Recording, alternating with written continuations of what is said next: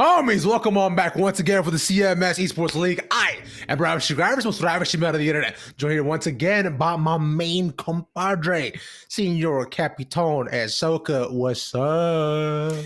Not much, just ready to get into this final week. It's a sad day, happy day. It's like, it's bittersweet, because we're getting into, what could be the final round of the regular season before we get into the nitty gritty of the postseason. But at the same time, it's going to be the last time you or I are on broadcast for CMS Esports League. So it's very sad for this. That is indeed super sad, my friend. Very much cry for one side. But hopefully, we can reunite once again on another time. But this week will be the last week for this specific broadcast. These things will continue on forward, I'm sure, as we get into playoffs too. We're speaking of which, we should give you a small preview of what playoffs might look like once we head into the leaderboards for both the Valorant side first, just so we get a nice little overview for how far we have come today. With that, naturally, as we know, Audrey, Cal, and Butler, they are set to get to the LAN. Like, they have locked in their spots, essentially, and the rest of the teams at the very top, too, have already locked in their spots for playoffs. So, the stakes this week are high. For every single team within the top 12, they have to continue to maintain their spot if they want a spot in playoffs to continue. And these 2-4 score lines aren't too bad not too far off. So, C, Virtual, and Huff have to continue to win. And for JT, Mallard Creek, North Mech, and so on, the win today would guarantee them a spot above. Yeah, and it's kind of sad to see a lot of these teams, towards the bottom here because they have given us such great highlights like Philip O'Barry. I mean, there's been so many highlights from Philip O'Barry that I just had so much fun casting, and it's unfortunate they haven't found their first win here. Same for South Mech and, all the mechs as well. We love the mechs. Yeah, we do indeed love the mechs, my friend. All four sides, and now and as we're looking at the updated version of this too, this is still Valorant in general, I believe. Actually, no, this might be because aside from that, we've seen the overlay of this. This is Smash Leaderboard. There we go. Thank you. Butler and Myers Park this time select the very top, as we mentioned, making it to the LAN naturally. So and as for the rest, right? Arjikel, Eastmech, Mallard, Olympic, they've guaranteed their spots in playoffs as well. Now, for the rest too, for the Palisades, I believe Palisades, Hopewell, and Providence do have a bye, so they will be making it to playoffs because of the way the bracket is. And as for the rest, they're fighting their way through. They need this win today for Geringer and Myers Park, especially. A win today guarantees it. And for the second half, though, things, as we mentioned, have been tough for the rest of the teams. We haven't really seen much out of South Mech and Hardinger, Julius, and West Mech. But North Mech does pain my heart that one of the mechs is near the bottom. Yeah, and not only that, but you see all these teams that are in like the latter half of the leaderboard, they could still ruin somebody's day. They can come through, get a big win, and deny someone's possibility of even making it to land. So even though they're out of it, they could still go out with a bang. Yeah, you're 100% right. Because when you've got nothing to lose, there's everything to gain on that end. And we are hoping for that to happen. But speaking of teams that do have everything to gain, let's take a look at our schedule for today in terms of the Valorant side as well. And also going off of Smash 2. Like we're seeing, it's Seekview, Mallard, JT, RG, Cal, East Mech versus Hall, Olympic, South Mech, West Charlotte, Palisades, Philip O'Barry, and Hopewell. But it does not end there naturally. As you know, to round things off, Cap, what do we got? Well, we're going to have Providence going up against Myers Park, Butler versus North Mech, and Geringer versus Virtual High School. Yes, sir. So, now with this schedule set and ready, this is what we have to look forward to today. We will naturally starting off with the Valorant games. We can talk a bit more about the matches that we just did see and go over the rosters such as well too, because as we know, we're nearing our end continually so. And this is, of course, first match of the day being Seek versus Mallard Creek.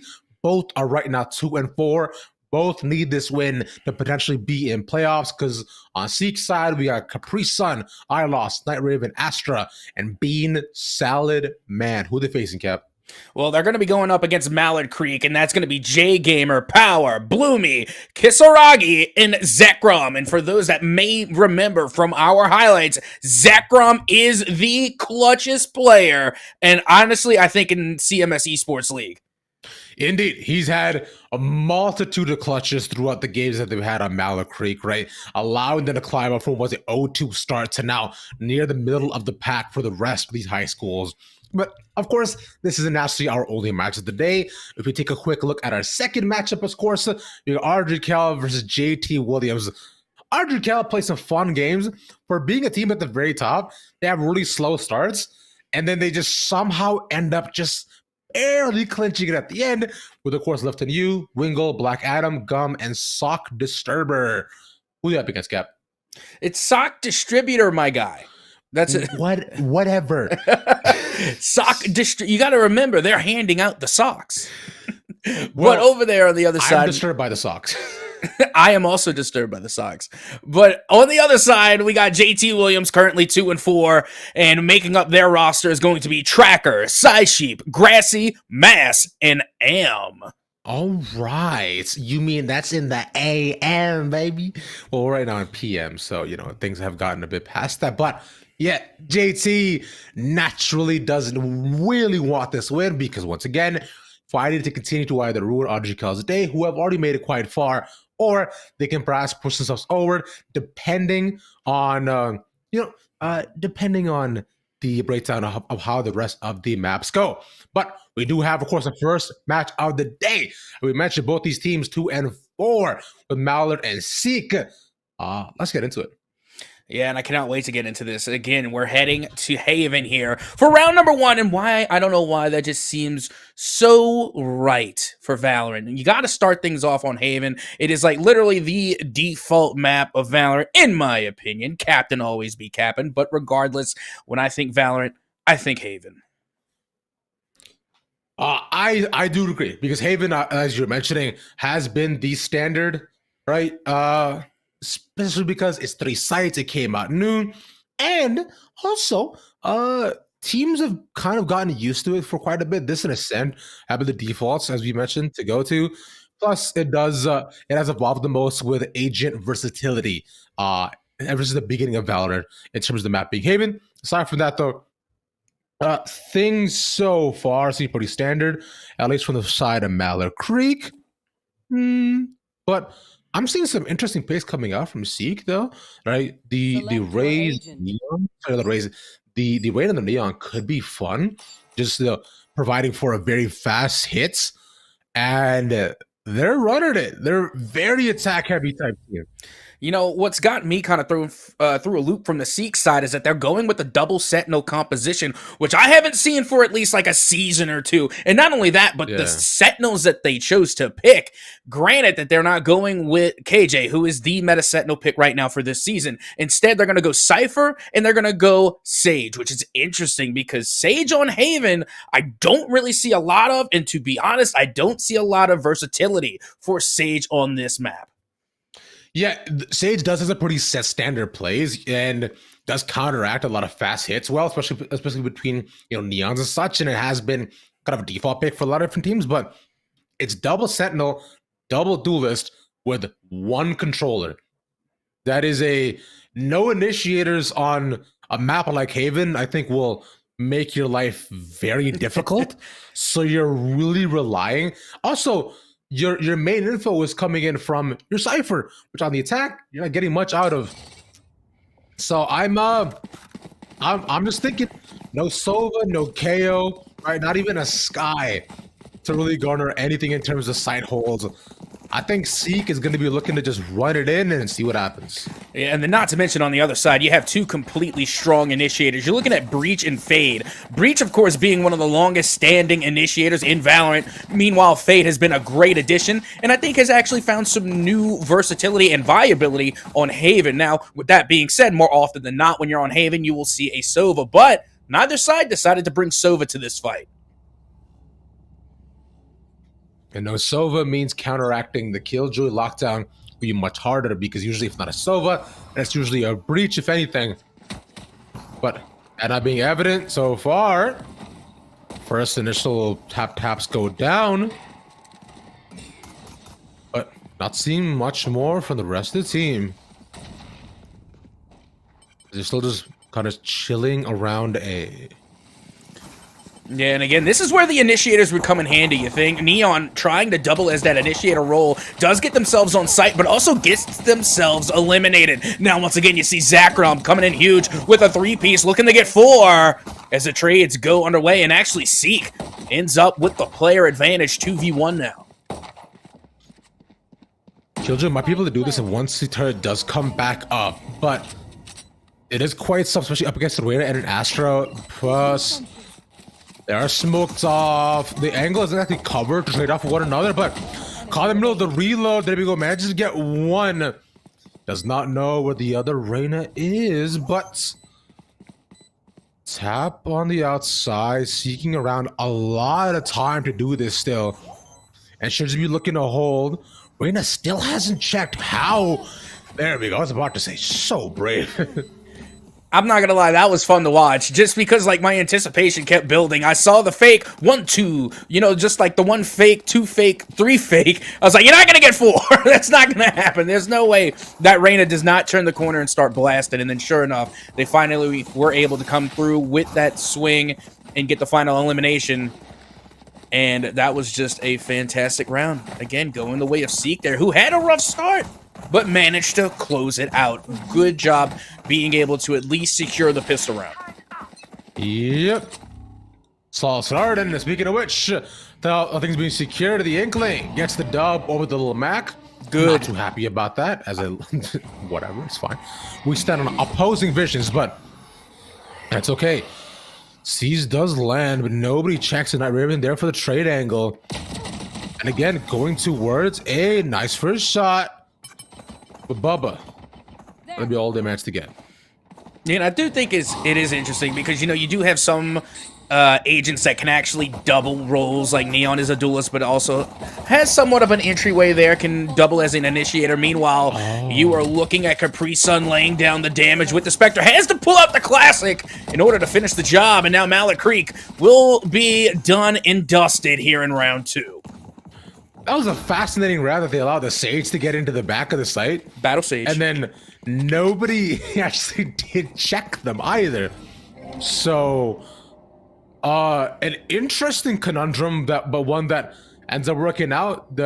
These A hits have been so unexpected, but still Mallet Creek, you know, having a pretty even defense, not expecting that to likely happen again. As the A stack is once more present, but with buys in their hands, hoping they can change up to the luck as of right now. Should be the double peek out long. Dashes around, see nobody cross. Neon's already made it through them. And you see this should have been a full rifle round, but it's not, because you're looking at Mallet Creek, and some of them have to go with Guardian Spectres, and, you know, they kind of buy down. But the problem with that is that they tried to buy up in the previous round when maybe they shouldn't. They got a little bit too funny with the money. Unfortunate. The Astro Wall, though, does cut off the back of the side. They get shallow control. And all that matters and remains is just being able to plant once it does drop. And there we go. Bubba once again, back of the side, 2 traded away. Shot's not gonna land. But the phase out from the Reyna will at least put them at a 2v2. And good luck here. This is going to be a tough retake, but the smoke is going to provide some additional cover. Nice updraft, but can't get on top of the boxes. Oh no, somehow KJ was able to avoid the danger there. Out goes the Cypher Cage. Going to play a little peekaboo here.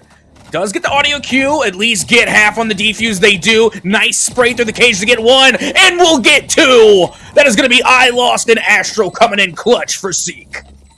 He couldn't get the tripwire down because he was aiming it at the spike. That is literally what happened, which is crazy to me. Well, on the other end, though, Inkling, I guess, got the 2-0 dub over Little Mac. So, easy start off for them there. But aside from that, fascinating that they, you know, just still waiting for the cage drop and still managed to get it. But this is the game that we were waiting on. Now, look at Little Mac right now. It has to fall back. Meanwhile, they're getting splat with that attack. And they're already covered, and ink now finally starting to dissipate. Ironically enough, they're wearing their yellow outfit, too, so it kind of all meshes and blends in. Yeah, it's a good, I find, outfit choice just for the matchup overall, but I don't know if the yellow is exactly helping as, all right, quick turnaround. Doesn't get the shield break, has the KO. I would be able to kill off of this unless Inkling does the most, and they do just complete control. And you see, this is actually a really good matchup for Inkling, just because they are, like, you know, just... They have to apply so much damage with that ink, but the thing is that Little Mac is actually so squishy. Like, it does not take much to get some good eliminations off of them. And one of Inkling's shortcomings is that they have little to no kickback unless you're, like, doused in ink. So, with that being said, Little Mac in their squishy self, being the glass cannon of the Brawlers, can actually be eliminated fairly easy when going up against an Inkling. But speaking of fairly easy, though, seems like the life so far is not that great easy for Little Mac so far. All the paint does wear off, but as the KO, Little Inkling though, has no ink at all, making their life decently tough. Knocks him out. Oh my god, that was clean. Man, ink is only half the battle. You also got them moves, all right? You got the sick on the sticks, muscle memory inputs that we're seeing some from Kipo. That is just absolutely devastating right now. And look at Lil Mac looking like a cheese puff. Covered in the ink. About to be eliminated here. Nice little up tilt followed by the up air, but no finish. And there's the finish that you were looking for, at least. 2-1. KO once again, but at 0, it's not much going to happen. 93. Little Inkling just needs one nice little finishing hit. Oh, use the bomb distraction. Can't get the dunk, but... Little Mac is not much longer for this world. And you know what? The KO punch is already gone. Nice try of using the upbeat, but not enough to recover on stage. And that is going to give the win, of course, to Inkling, as now we head back to Haven here in Valorant. Right there. I just didn't get one so far. Trying to stop the plants. Fingers abroad. A Seek playing with a one-person man disadvantage, going down to the Molly. And now, just hoping to delay. And once again, trying to get this retake, but it will be Astral to make things even more difficult here. And this was honestly Mallard Creek's round to win. They had the 4v2 advantage, but instead of trying to actually get a couple of these exit frags and get themselves a better chance of defusing, they tried to go straight for the defuse, and then they got hit by the mollies, and then they got hit by Astra. And once again, Mallard Creek will fall to Seek. It's good to get the defuse, like you're saying, right? No real cover to be had, and since they couldn't actually push up against the members of Mallard Creek that were on, of Seek, I should say, that are on the outside. So Joey, I think you there's left in as we get a little listen in. I will play in the garage just to. See ya, guys. Alright, bye-bye. Alright. What do you guys want me to play? I'm gonna play back here so if Brian gets backed up, I can just flash for him. Alright.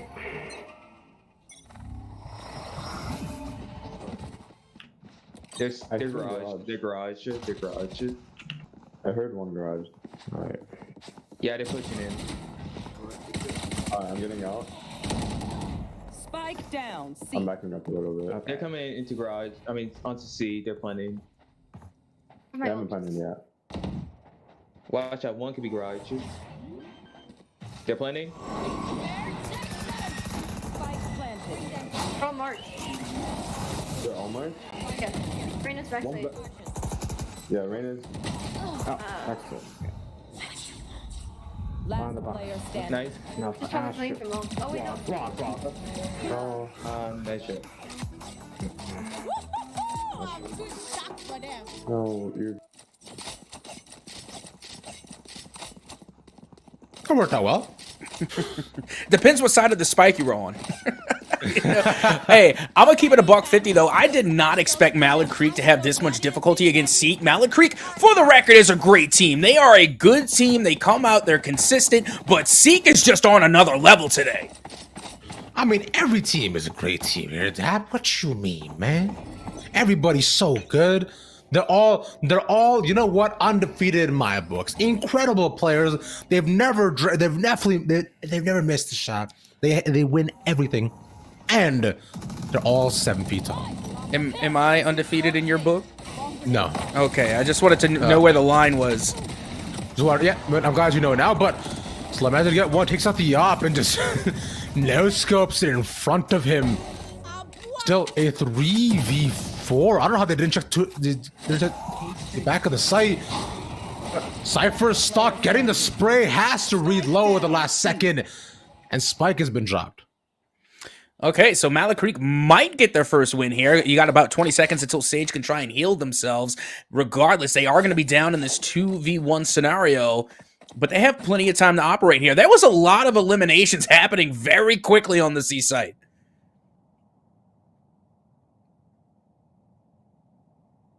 The fact they've held this off with just Stringers too is wild. Sagewell has her res there, but considering all of them are on site with 30 seconds left, this is going to be 30 so seconds much left. tougher to try and pull off.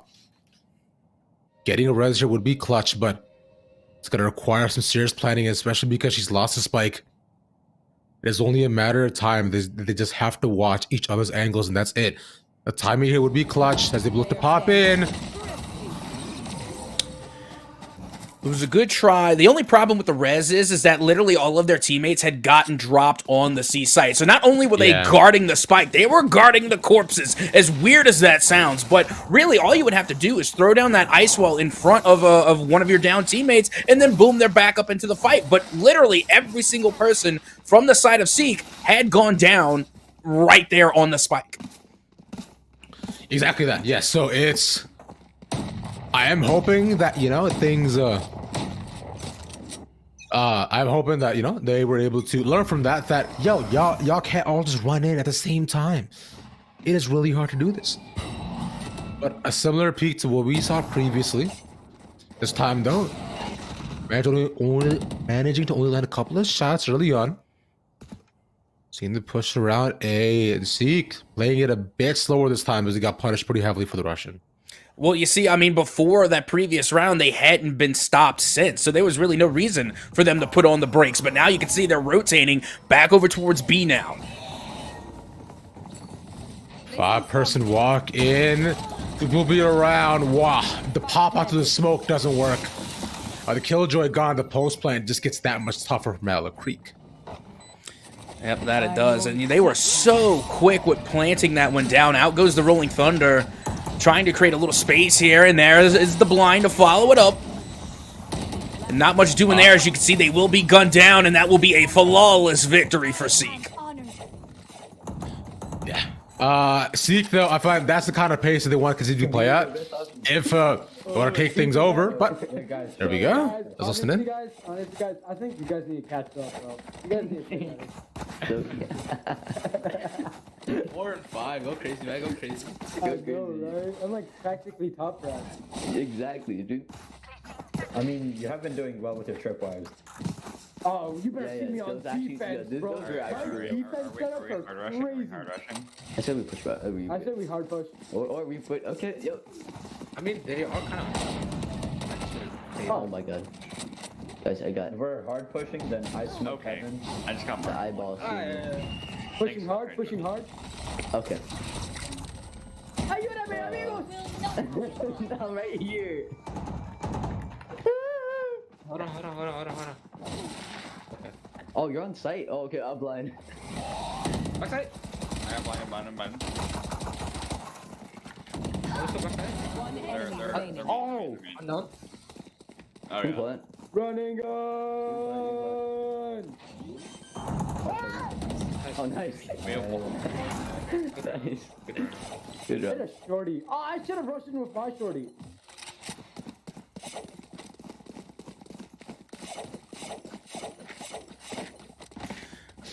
I gotta tell you, Why? that charge coming in from Cypher was absolutely poggers. I mean, he called it out too. There was no surprise attack. He just yelled out "run and gun," and then sure enough, they ran in and was able to get an elimination. I mean, you don't get much more point blank than that.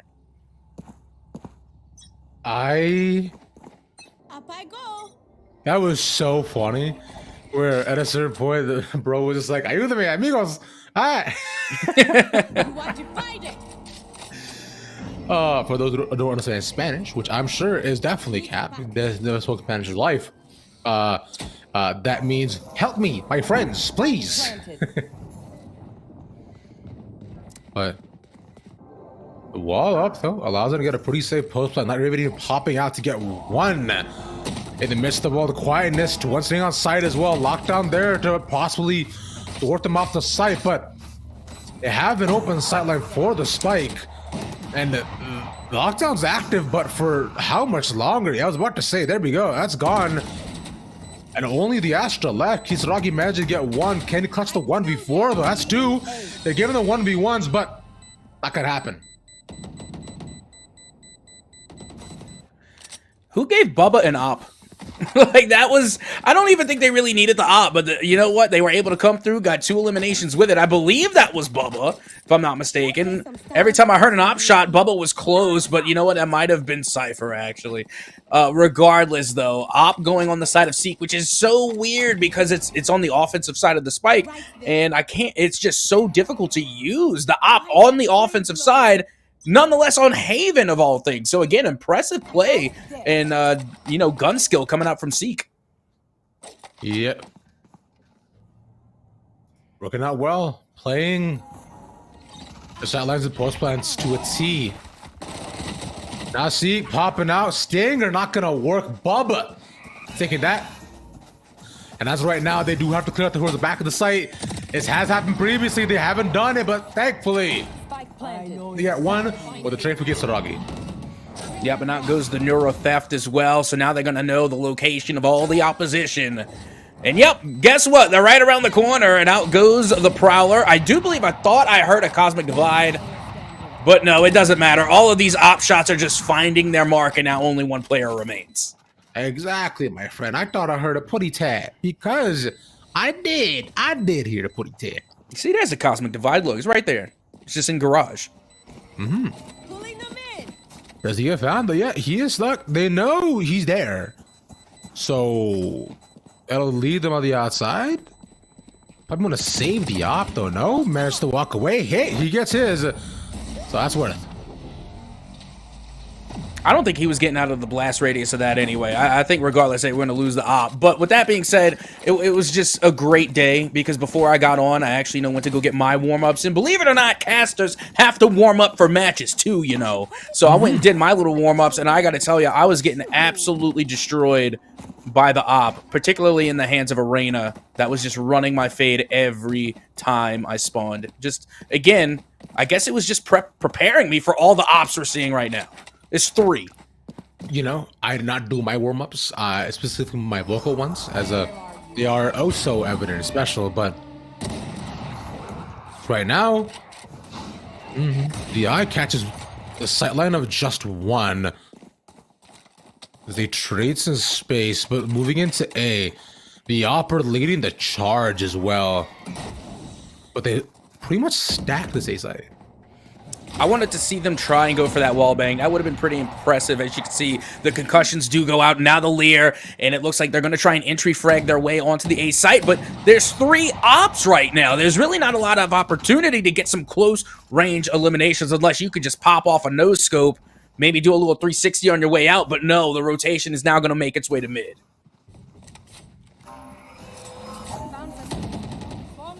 Waiting for the rest to pop in on the site.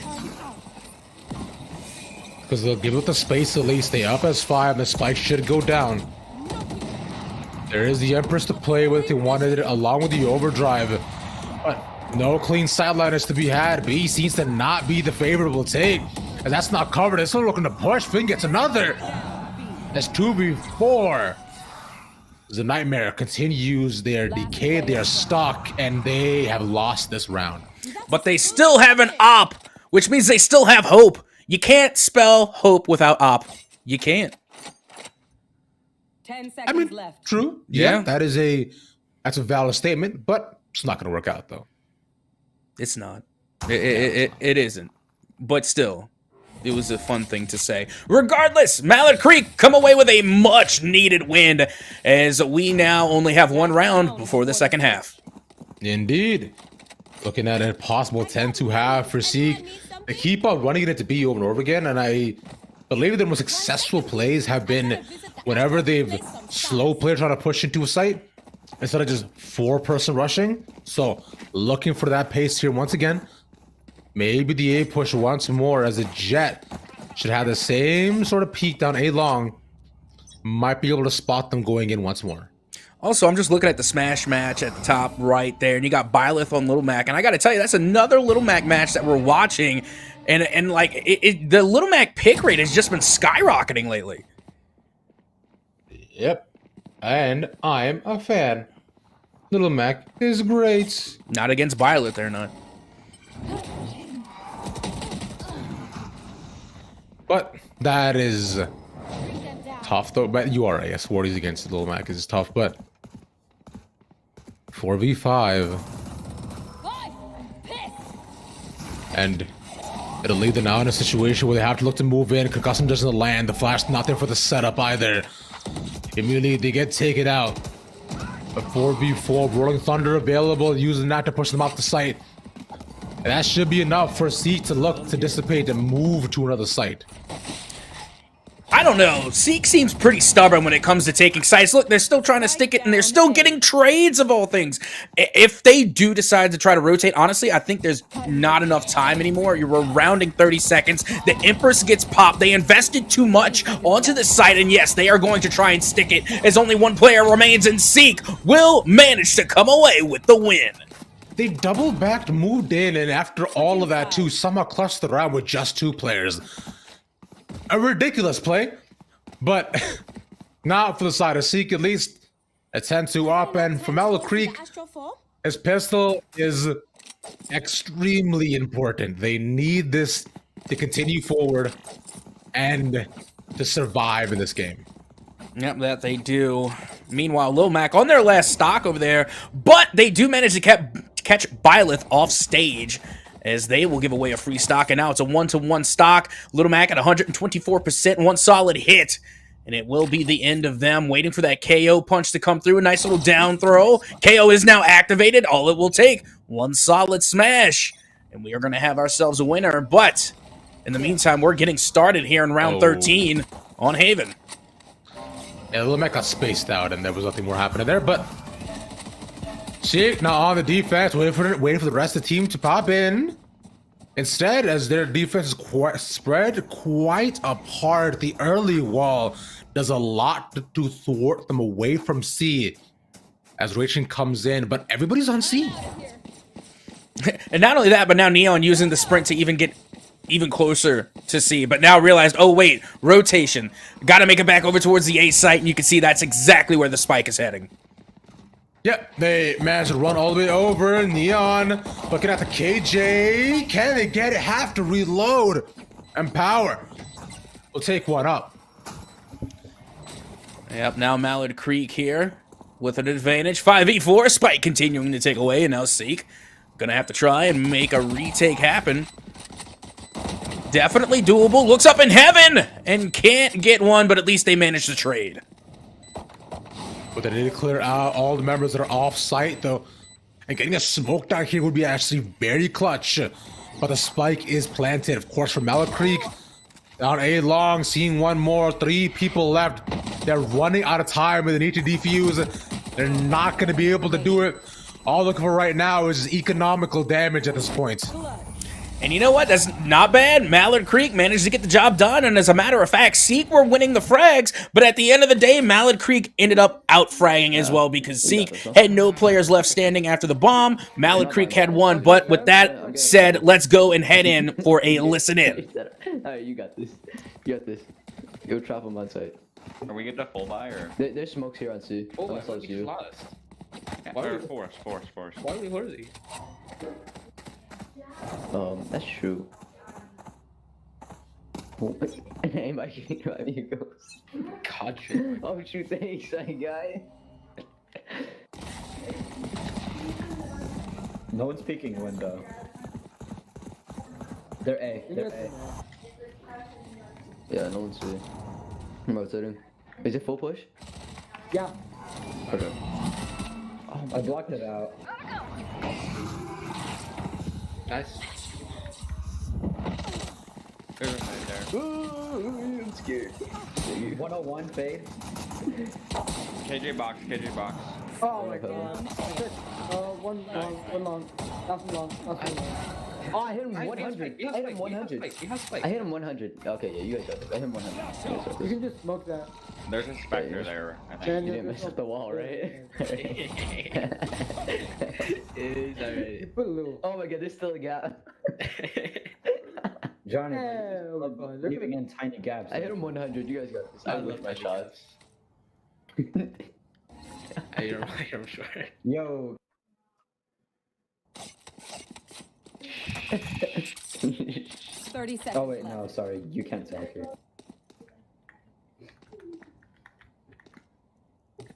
Alright, you He's sick. saving. He has a guardian. Oh, okay, nice. I mean, you can just do that too. Yeah, crazy. Don't worry. Don't think it, eh?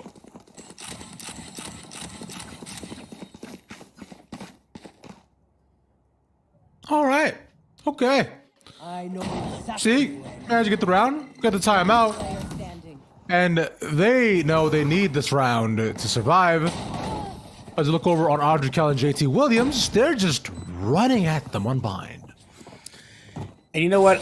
This has been some of the most fun I think I've had in Valorant recently, just because, you know, Bind is just so fun. But let's get ready to head into it and to see how the players like Bind. Yeah, for sure. Oh yeah. I have ult. I have Yo, isn't there a thing where you like You stay here. You stay here. No, you two go back over there. No, Nathan, go back. We're in the project. Okay. I'll play showers. I mean, not showers. Yo, honestly, no, let's play showers. Yeah. Get out of my way. Because if we have showers, then Oh guys. where? Bullet points. Okay. Bullet points. My ult's ready. Nice. 43. Where? Okay. Planning. Wait. Don't peek. I'm here. Got gun down. I have ult. Spike planted. Nice. I'm gonna bind out. 3, 2, 1. I have ult. I have a ton of smoke. Some smoking. Could we push into elbow as well? Use. Holding on. Player Dead. You all. Nice. Let's go. Nice. We got 4 ults. Let's give retake. Oh yeah. Bait. You're behind me! Huh? I need the skins. They're Buckies. Bro, wasn't a Vandal.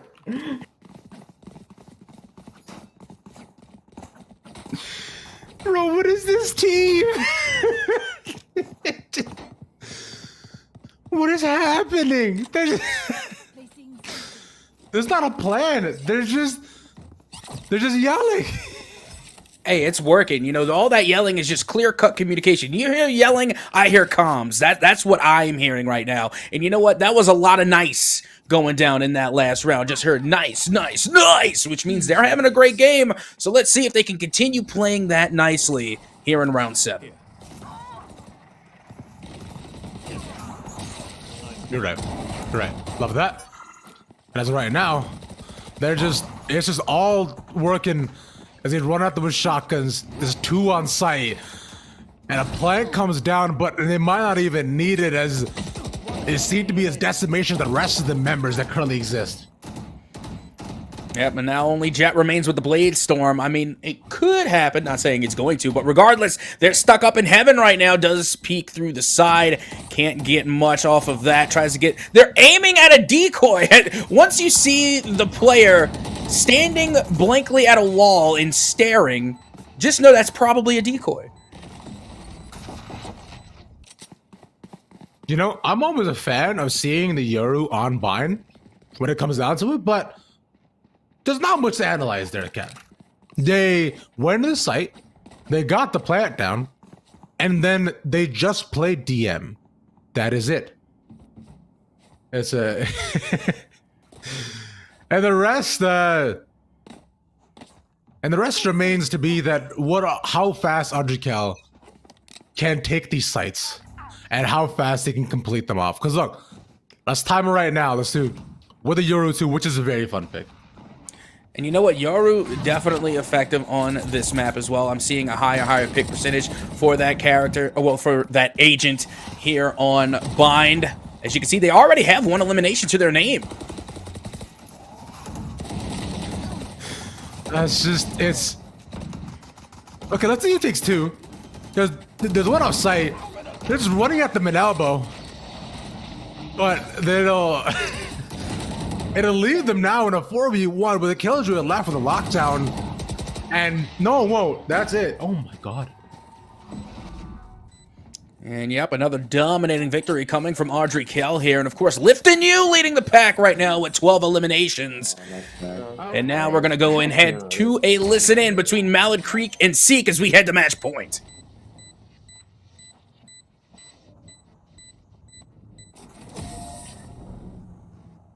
That was a great listen in.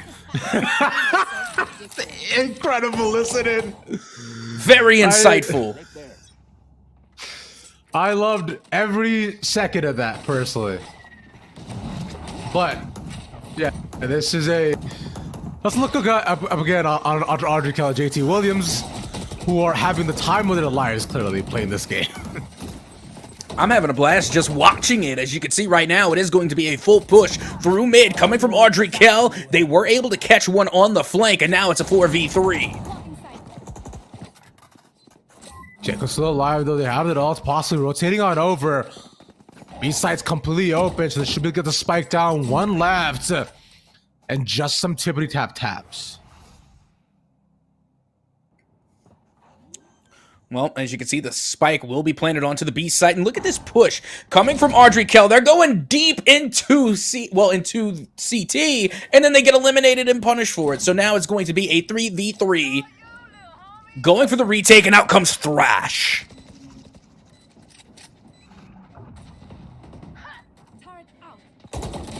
Last player standing. 1v2.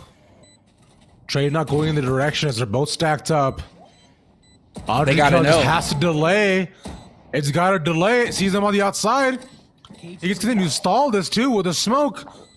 Wingman's defusing though. Does need to get the shot down onto him, and the clutch from Co. I'm thinking the entire time that Cypher is flanking in this 2v1 and that they're going to get caught, but no, they don't. Let's see how the teams are now reacting in a listen in. Nice. Like TP with that. Yo, I need you to okay, listen. Yo, that guy. Bro, I need you to go here and just TP lamps, bro. TP Bro, lamps. you need to stop like this, bro. The guy's No, sitting there. Bro, no swearing, bro. No, you want me to stun that corner? I flash TP into I'll stun that corner. One close. Ready? Go. I'm stunning. Does he have a judge? Flashing out. Nice. Wait, KJ could be towards shower side. You wanna give me spike? You wanna give me spike and watch flank? You wanna give me spike and watch flank? Can you flash corner? Nice. I'm holding. Molly, Plant the corner. yeah, I'm fine. I got it. I'll hold it. One backside. One backside, two. Spike planted. Last player standing. CT. Nice. Nice. Nice. Nice. Good round. Time to go.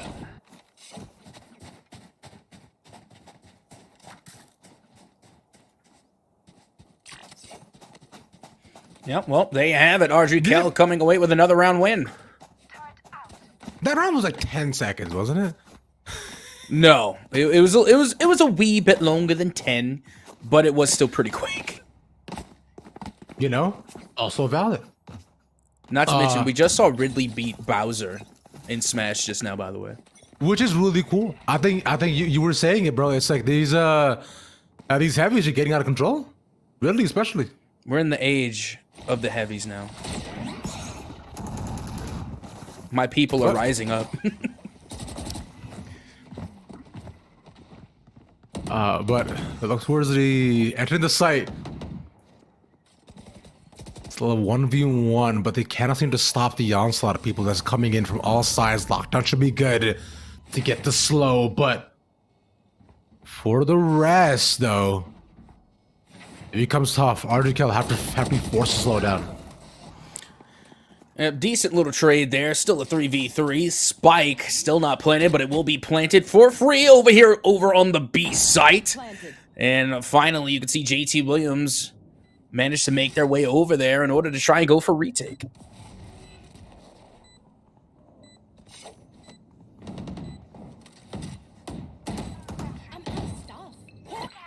Still waiting for the entrance in. Remember, JT Williams, right? It's got to be on them to look to somehow defuse, but the way Audrey Kell's pace is going, they might be even tougher. Pop out, nice shots. But they're all inside Jenny. The car's in a 1v1. Black Adam there. TP's away. Doesn't know where the location is. Now there's no time to actually defuse left either. There we go. Pretended to be the clone and they immediately turn away. You see, and this is why we like y'all to unbind. It just works. It works out, and that was a great play, of course, being able to deal that initial damage and then teleporting away before they got eliminated, and was able to confirm the elimination before Spike was defused. And even if they didn't get that final elimination, they still ran enough time off the Spike to where it was not defusable by the time KJ even knew where Yaru was.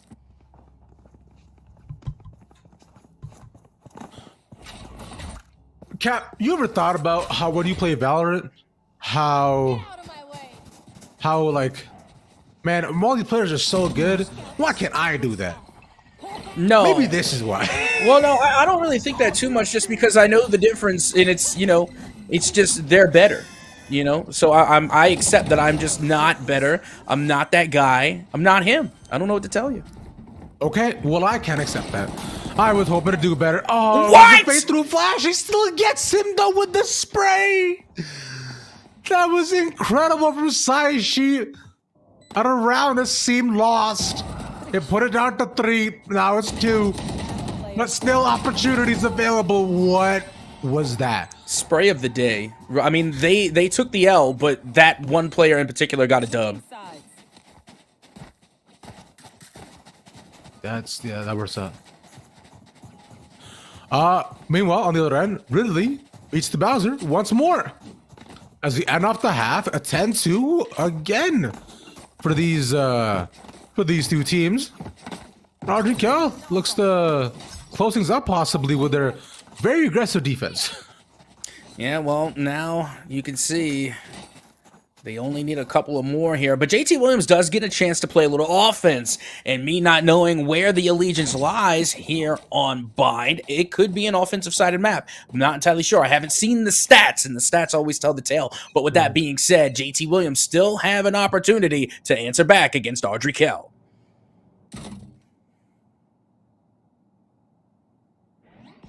Slow push in as you come around A.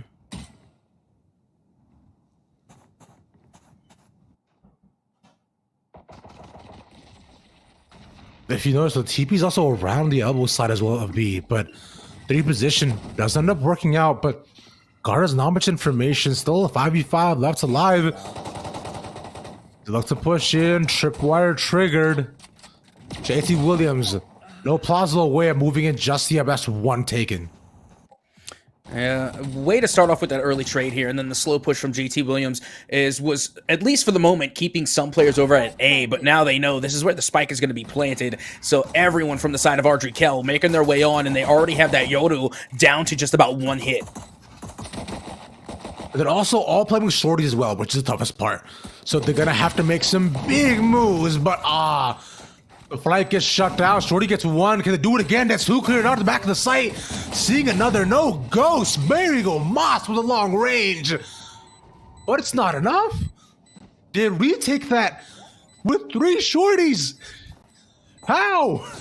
Lordy, lordy, look at them shorties being able to get the job done. You can't sleep on the shorty. There's just a lot that can happen. I mean, all you got to do is just get within range, and that's going to ruin someone's day. But in the meanwhile, let's head right on in for another listen in. What is the plan? We're not doing the We go up long and then take the teleporter. No. Dude, around the world. Safe round. They have no idea. They'll have might not like it, but you know, Around the world. And then we go through A and then go to this teleporter and then we go back no. I feel like I'm pushing it a bit. He peeks. Your peeks. here. Should I smoke? Should I smoke that? Can you push? Yeah, I can smoke garden. I'm blind. Go, guys, go. Actor on me. Go. Go. Go.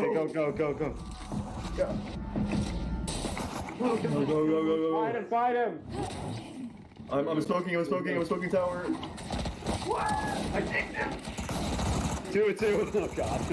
Yeah, we got literally 3 here. Oh, easy pick. How is there 3A, bro? Wait. Oh, nice try. And he was behind him. Nice try. Match point. All right, match points. Taken for the team.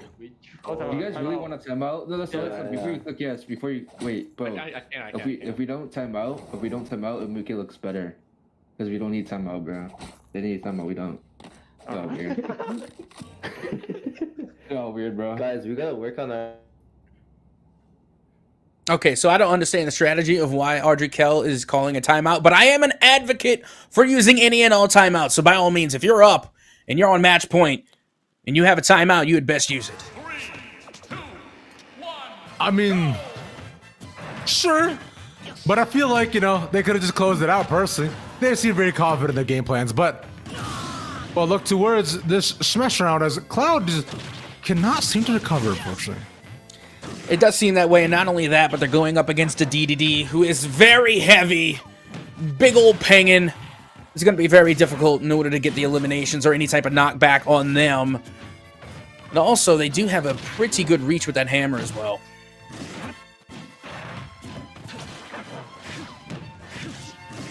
Yeah, it's impressive how long both have just stayed in the middle of the stage, but have continued to dodge one another. Finally, Cloud gets a hit. As DDD, though, barely makes it back on. And there you go. Cloud was able to use their limit breaker there just to deal a little bit of extra damage, and now applying the edge guard to DDD. Nice forward smash, is able to put DDD back off stage as one of the bigger baddies that have one of the better recoveries. DDD manages to recover again. Yep.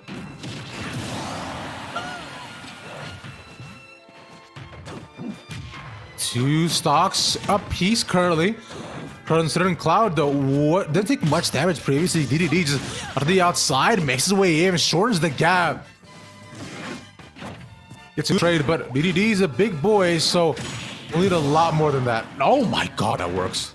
What a beautiful down air in order to put DDD into the ground, all the way down into the blast zone. And that was a fantastic stock coming from Cloud, but we're going to head back into another listen in as we head into match point here on Bind. Okay, I'm just rotate early. I'm rotate early. Yeah, you can rotate early. One TP. Chunk on. Two TPs. Fake cage for you. They're right back. They're going back A. Okay, I'm rotating. They're going back A. Never mind, one guy's here. Why is one guy here? Wait, just here too. Wait, KJ could be outside. Knife. Oh my god. Oh god, good.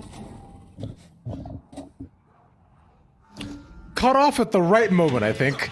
12-2, dominant victory as we look to close out our first set with a smash game as well, which seems to be going almost to be close to what we expected. Cloud just gotta close things off. There we go. Oh, that was beautiful. A limit breaker off stage, literally getting the hit on DDD on the platform, ricocheting them down into the blast zone. And again, that's how Cloud needs to be played. Aggressive, in your face, and stylistically. Love that. And as this is only our first set of the day, we got a lot more games coming at you. So y'all stick around. We'll be back in a bit.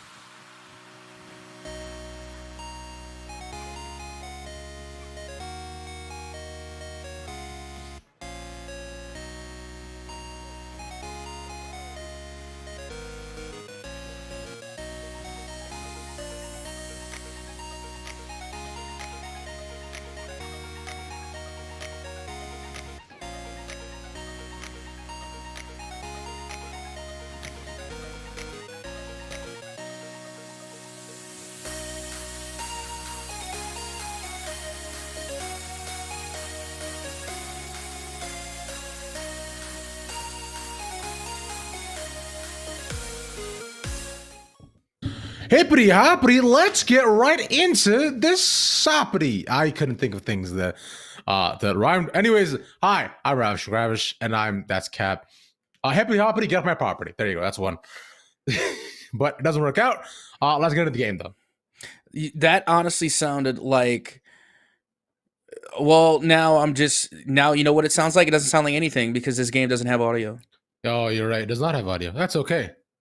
We'll just vibe and continue forward by doing what we do. It's time for Rav and Cap to make the sounds. Oh, Cap, we do. Is that a thing now? Is that our segment? Is that what we're doing? Yeah, that's our thing now. Yeah. Okay, so who's first, me or you? I want to be you this time. I want to be. Oh, you. all right. I'll go first. So it is, as you see, Eastmech versus Huff High. Huff did they just managed to get, just their first round as well on the attack. Now it is a pretty classic buying combination. No Gecko this time though, but the Viper being around for Eastmech is kind of cool, I will say. Are those your footsteps? Yeah. In the dirt, in the sound, in the sand, in the sand. In the sound. The village hidden in the sound. That's real, by the way. It is. Mm-hmm. Huff this time, though. Taking a much more stacked approach by A. With a spike carrier instead looking by Showers. Kid Fuya is going to have a tough time if the spike does drop here and he loses a duel. But he is around, Pressa pushes out, and that's one taken. Good stuff, but as the rest of the team does manage to roll in,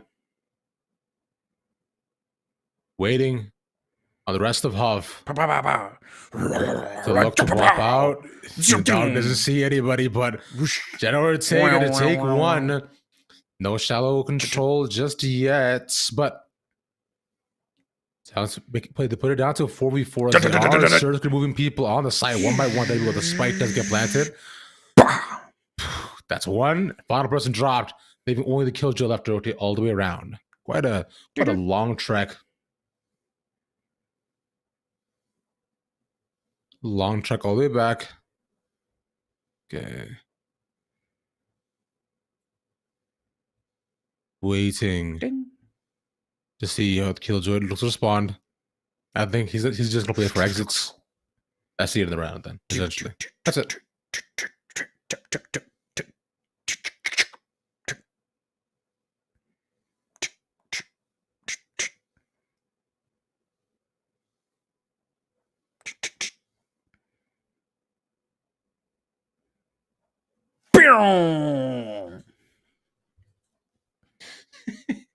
That's my spike exploding sound.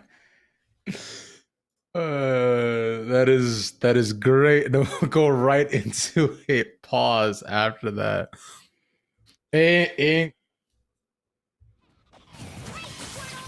All right, we got some audio back. Yay! Oh, and this is an interesting matchup. You have Min Min versus Pokemon Trainer. Why? Why is it interesting, Dap? Explain your reasoning. Wait, I'm not Dap. Okay, I mean, I said Cap. No, you said Dap. I'm definitely said Cap. Nah, man. I know what you said because I was there when you said it and I heard what you said. Well, that's crazy because I know what I said and you don't hear what I'm saying because I be saying what I'm saying. See? Nah, I heard what you said. No, I didn't say nothing. But regardless, we do see right now. Let's see. No. That's what I thought. Don't use the big words if you don't know how to spell it. Regardless isn't a big word. That's 3 syllables. That's a big word. 3 syllables, like 9 letters, right? I honestly don't know. But what I do know is that right now this is a pretty good matchup and Min Min nearly getting that first stock off a Pokemon Trainer. I want to learn how to play Min Min because I feel like if I get a decent grasp of it, I will become the most infuriating player to touch this game. Because Min Min just be doing things. You know what was really cool is I saw a mod where it was Mrs. Incredible Min Min skin. Oh, that's pretty cool. It was cool. I like that. I remember actually the Buzz that played this in PAX in terms of the Min Min. So, and he was quite cool with in terms of how he managed to like play spacing, but like he played Min Min like a little bit more brawler style as well too. So I don't know how he figured that out, but the Buzz is a very good player for a reason. Well, here we go. We're back down to 2 stock apiece here. The Speedy Squirtle does come out, but Min Min able to force Pokemon Trainer off stage, and now the swap right back out to Venusaur. Pokemon Trainer has not had even a second to rest, and even tried to get some more stage control either. Like it's been small bits of damage here and there, but Min Min doing Min Min things. This is the charge they kind of wanted, but still not working out. Like, kept staying and kept on the outside. This is really... Well, yeah, again, they're also switching out to Venusaur, which is more of their, like, zoner-esque of the 3 starter Pokemon. Meanwhile, you know, Min Min is just a pretty solid zoner, one of the most solid, especially with the reach that they have with their abilities. So at this point, I think you would do better just going either with the speedy Squirtle or the tanky Charizard. Val, I think the Charizard would be where you definitely want to try to play it, because, you know, you can at least put out decent amount of damage, and hence probably go for finishes if anything. Min Min is quite low. Speaking of finishes, there's one that we were definitely expecting, and Squirtle, I think, definitely is the play, too, because even though he is light, but you do want to at least rack up some amounts, but stick with Charizard, try to get the big finish. Can't find it just yet. Yeah, nice tail whip off stage, but again, not enough to finish here, as Min Min, once again, going to be making work on this last stock here of Pokemon Trainer. And you can see Iza constantly just trying to find that last smash in order to confirm that second stock, but a nice back throw coming from Ak will once again force Pokemon Trainer off stage. Yep. Still someone not able to finish it. Survival rate is crazy, but... Oh, just with a tail flick, they close it, but I don't know about this one, Chief. Your Squirtle's gonna fall so much faster. And Min Min almost makes a mistake of falling out, but knowing the limits, and that's GG. Yeah, again, that was a fantastic fight, considering that Pokemon Trainer actually one of my favorites. But meanwhile, let's head back to Eastmac versus Huff High as we get ready for this listen in. Yep. I don't see anyone. How are you gonna play for that res? One short. He blinked for us, yeah, for sure. I think that's 2, no? Is it? Yeah, one short. Oh, it's Kobe, don't pick that. Yeah, That's don't 2. beat them. Dart and 5. Yeah, Sage is here. Yep. They want me off. Did you just make noise? Yeah. Bro. Yeah, that was me. They coming. Good pick. Yeah, both there. Get it to 4. Pull up 1 HP. No time. No time. Yeah. Don't peek. Don't peek. There you go. There's a wall for you guys. Nice. Nice. My boy pull up 1 HP, bro. Oh my god, he's jumping after me. Alright.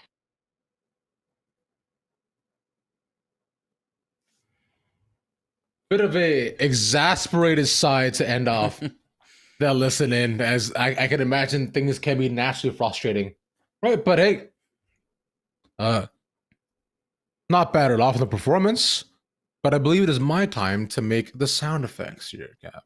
I do, but before we do that, I have to say I do like the comms that we're hearing from Eastmac. You know, don't peek.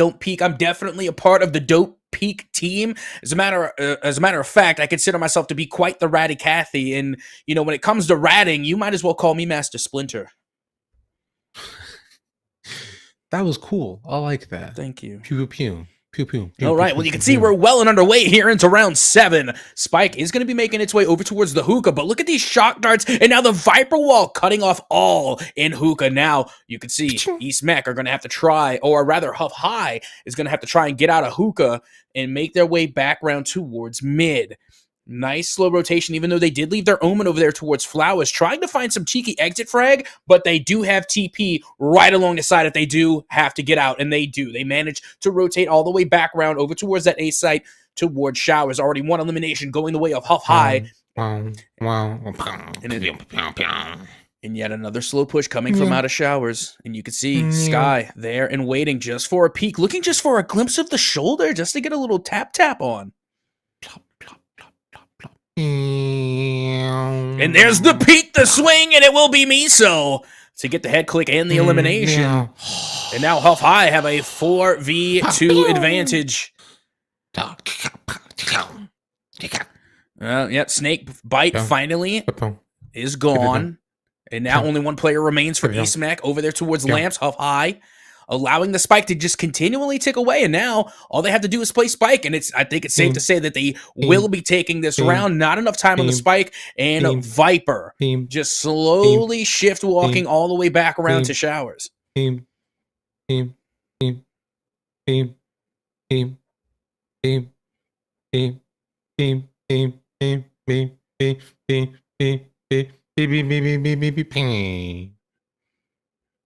Well, there you have it. That's going to be another round win for Huff High.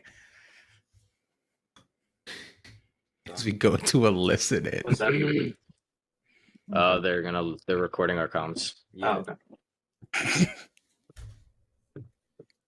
Alright, same thing. Bait out Sova, bait out KJ Util. We want to try to bait out the KJ ult. Yeah. We're going to do it every single round because, like, you notice kind of what they did there? You got them out of position on A. Yeah. It threw them off. Do we want to have someone? Never mind. Echo, lurk A, Echo, lurk A showers, lurk A showers. That's what I was about to say. Got another tripwire right there.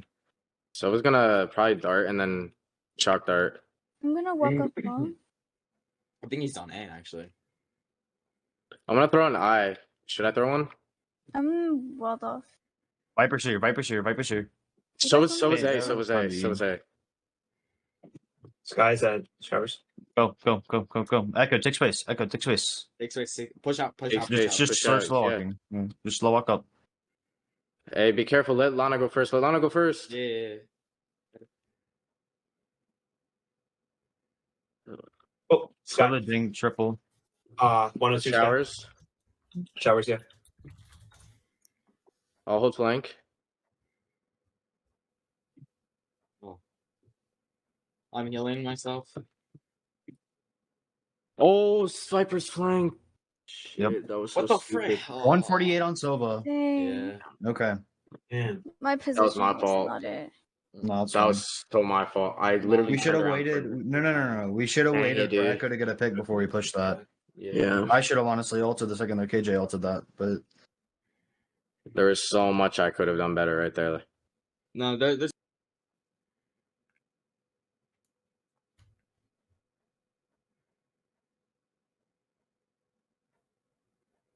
All right. I think past that, we're currently seeing just overall back and forths from the side. It's clearly been a tough battle, but they're just figuring things out as they look to pop into sights. But they do have, of course, the next game ready and waiting for us in the match on Fracture as well. Hoping to go into there.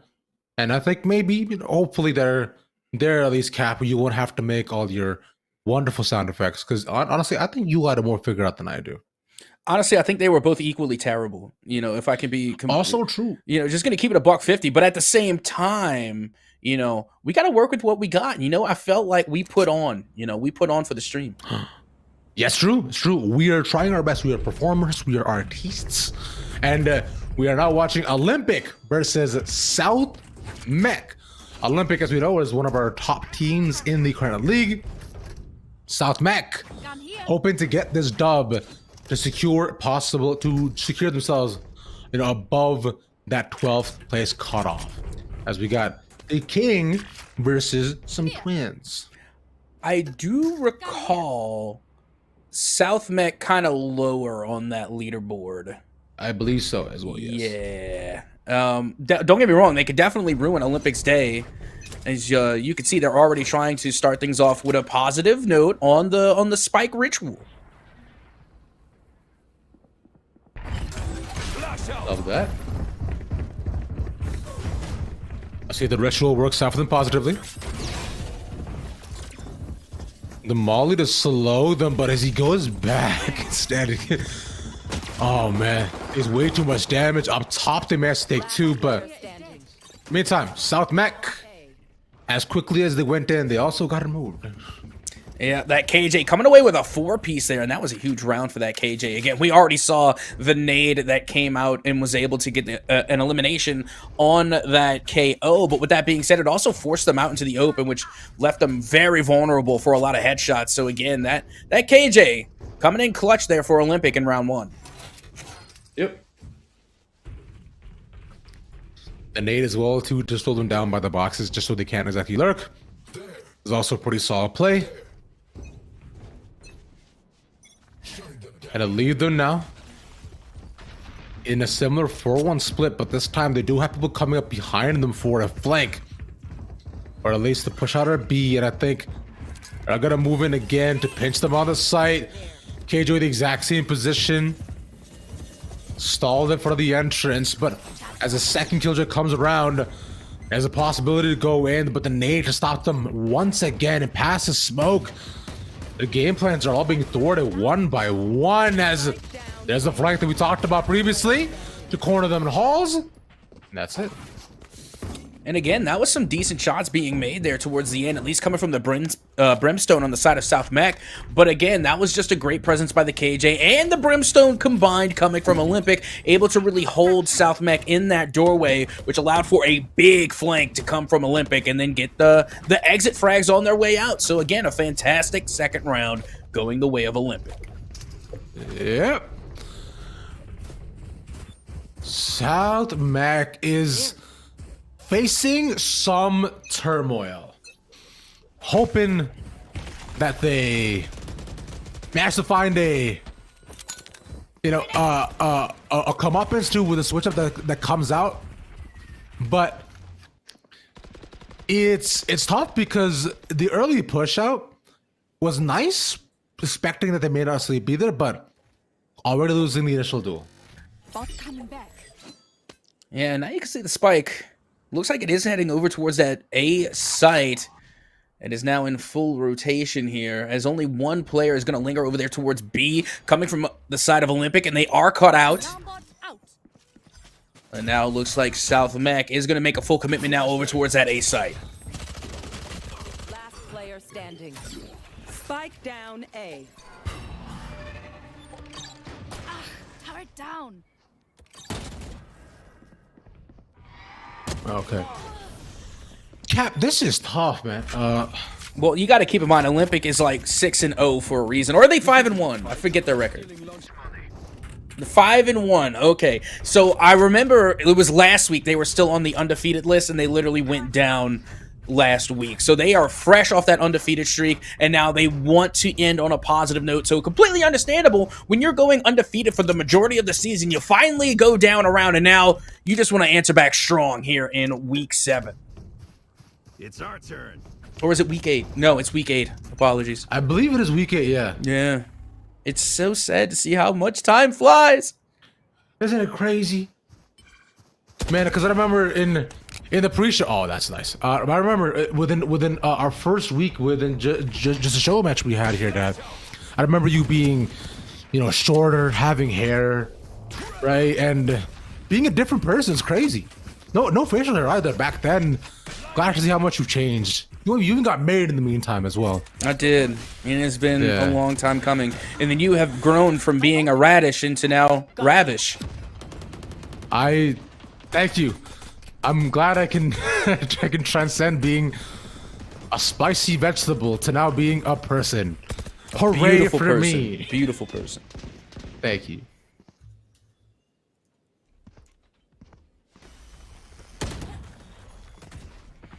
Well, you can see round number 4 going to be split now 3-3. Even though I do feel as though South Mech should have came through with a rifle round in the previous round, even though now they're trying to bring it into round 4, but it does not look like it's going their way, as the final player will be eliminated from South Mech, and Olympic will now go up 4-0.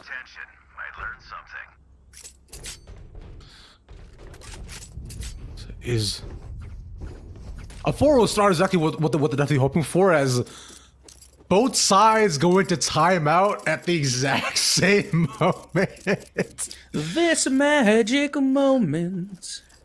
Usually we do try to see if we can try to pop in from one game to another just to try to buffer some things. But meanwhile, though, we'll look at your son versus the Alpha for some Smash. And honestly, this is a very interesting matchup because Villager has been popping off lately. But how does Villager do against blasters like Samus? This is a matchup I have not seen a lot of, so it can really go either way, although Villager starting off strong. Yep. So far, yeah, working out well for Villager. But I believe the lights got turned out on the arena, so hoping to see what goes on in this fun filter that we have placed for ourselves. Hey, yo, I mean, let's keep it a buck. We either have audio or we have visual. We're not bougie enough to have both. Clearly not. Oh, great. Somebody turned the lights back on. Incredible. Love that. You mean somebody paid the light bill? That's what you mean. I mean, I think, even if you pay the light bill, the light doesn't turn back on, right? Mine does. Is that how that works? You've never had your lights turned off regularly? You've never had your lights shut off before? Can't say I have. No, yeah. Usually when you pay the bill, they come right back on. Okay, I didn't know. It's just a flip of the switch. Oh, look at the switch. Yeah. I want to make that song, but about lights turning on and off. Oh, you would make a banger. I gotta tell you, that would be an absolute banger of a track. But meanwhile, Samus looking to make a banger of a stock here as we are even at 2 stocks apiece. Samus so far, I don't see a lot of Samus players in general, but I am always interested when I do. But the edge guarding is crazy from Villager though. Gotten that move twice. I see a little bit of Samuses. I've actually been seeing a lot of dark Samuses as of late, with that being said. And then, believe it or not, when it comes to the blasters, I mean, your meta blaster is going to be Mega Man, so you have a lot of old Samus players who have switched over to the Mega Man pick. So I think that is where all these Samus players are going. But Samus, still pretty much a threat in Smash. But you know me, Cap. What is happening? How did he get like 7 neutral hits off just for free? But lined up one after the next. Samus looking for the end off. 1 stock lead and can't make this even. Finally gets the grab, can't find the up tilt, but there we go.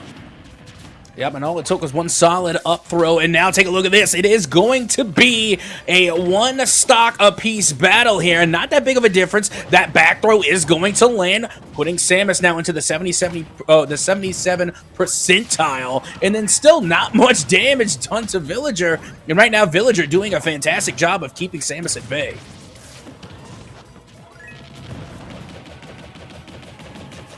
Just getting out these free neutrals like so often is crazy, but changing things up. No tree planted. There's not a seed there, my friend. So there's no point in watering. It can't happen, but up top we go once more. 140 for the Samus, a decent hit. We'll close things out again, but remember, this is one of Village's weaknesses, is just finding the close. And the bowling ball has been a classic. We do it 2 stocks in a row. Can they get in a third? And not only that, but they're still just applying on the damage here with the fire hydrant. Now at 167%, Samus is going to be getting hit by these neutrals coming from Villager, and Villager has just been doing training packs with Floyd Mayweather. Yeah, I think just his jab crosses to have looked incredible so far from him, but this is a fun start off. But Samus gets the close, edge guarding a bit too good as he look back on some more Valorant. And you know, it's so interesting. I see those down smash edge guards all the time, but majority of the time they're with brawlers. They're with Ken. They're with Kazuya. They're with Ryu. And it's really interesting to see that same down smash edge guard used with Samus, who is more of a blaster. But with that being said, that's going to do things for Smash, at least for now, as we head back to Fracture. And remember, Olympic has continued to dominate this game, and it seems as though those patterns have not let up. A 6-0 seems to be the trend. Unless they can do something about it, committing 2 ultimates in a round.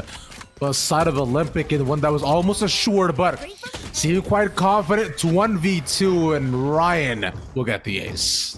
You got to let your teammate ace, and that's what I think. That's what we saw with the Breach there, just, you know, kind of hippity hopping in their way through. You know, I think they just wanted to bait and switch, feeding their teammate the ace, and that's what real teammates do. Yeah, yes, they do. They give up their lives to ensure the friendliness and the camaraderie between all. I do wonder what the listening is going to be for excuse me, for this team, as I imagine their vibes have to be very high. Oh, 100%. I mean, they're currently leading 6-0 here in the first half here on Fracture. Definitely feeling themselves. As now you can see the entryway will be made by Arate, who is able to find the first frag in favor of South Mech. Yeah. Instead of 5v3, Olympic needed a lot more than this to close things out, though, but they managed to find one running through the mollies. Ill-advised. They even get a detainment. There we go. That's a closeout. But remember, lockdown available no longer as they find the pick. In a 1v3 on-site, Olympic might have just given away the first round. You know, they might have, but at the same time, you still got an op. And remember, when you have an op, there is always hope, because you can't spell hope without op. And look at this. Now we have a 1v1, and this Raze is literally one shot right now. You don't even need the op anymore at this point. The concussion goes out. It lands, but they can't find the peak. There it is, and they missed the shot with the op, and South Mech will get their first win. A rough go of it, too, in a very close clutch. But like you were saying, cannot find the final shot, and with an op too, it is a bold peak to make, especially past the concuss, not knowing whether you would have gotten the person or not. No flashes in hand, and South Mech a much needed round. The interesting about that is that Raze Arate was literally one shot from the get-go, so they didn't even need the op. They could have finished it with the classic if they really wanted to. Yeah, entirely so. But hey, that's what makes these more flashy and exciting, right? Oh, absolutely. And not only that, but you can see Arate currently top fragging for South Mech, and now they get a chance to use the op.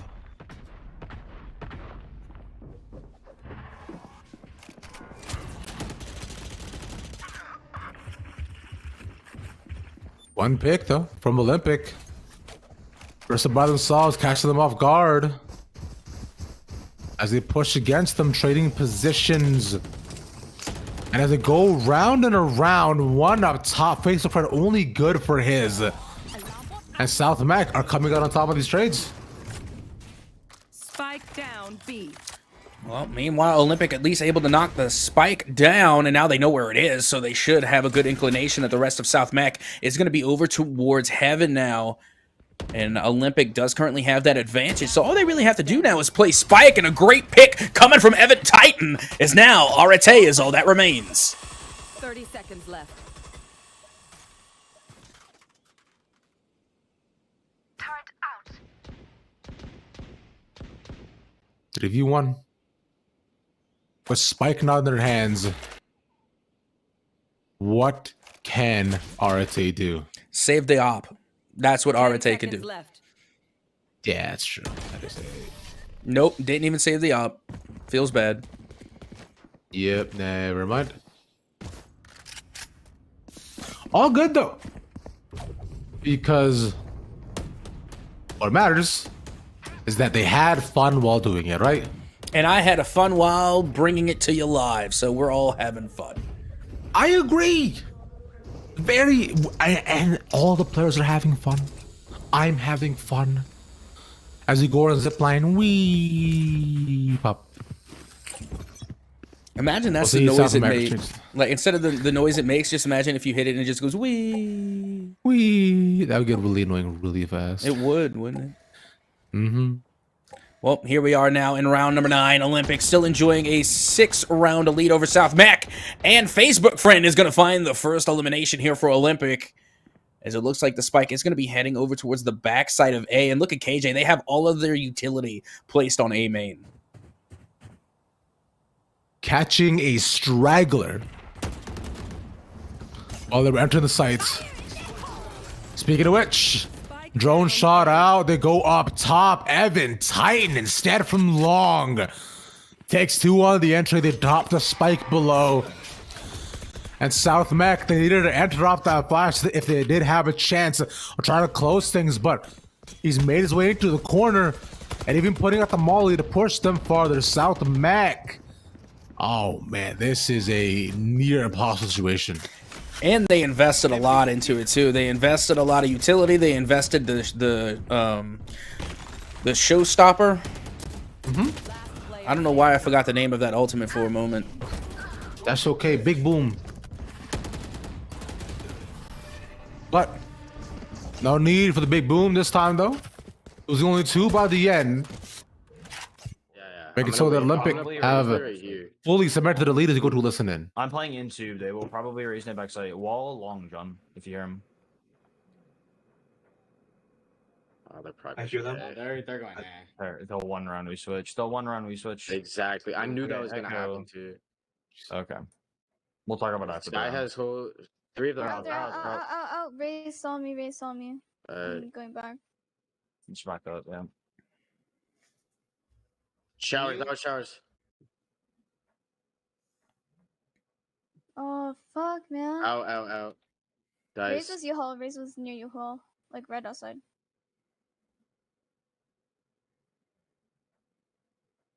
What? Playing long. Or I mean short. Nice shot. Better.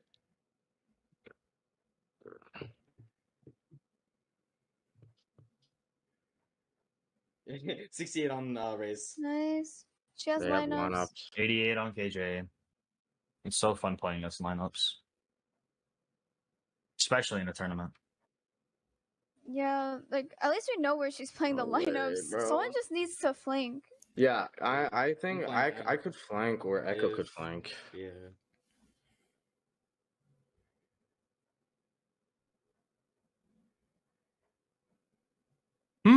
So they are aware of all the possibilities that can happen, especially with both sides and knowing how proactive Eastmet can be. So they're trying to adapt at this point, and Huff, hopefully, they can get a couple more rounds for themselves. I'll teach him to respect. But on the other end, though, going back to Olympic, South Mac actually got around. Let's go.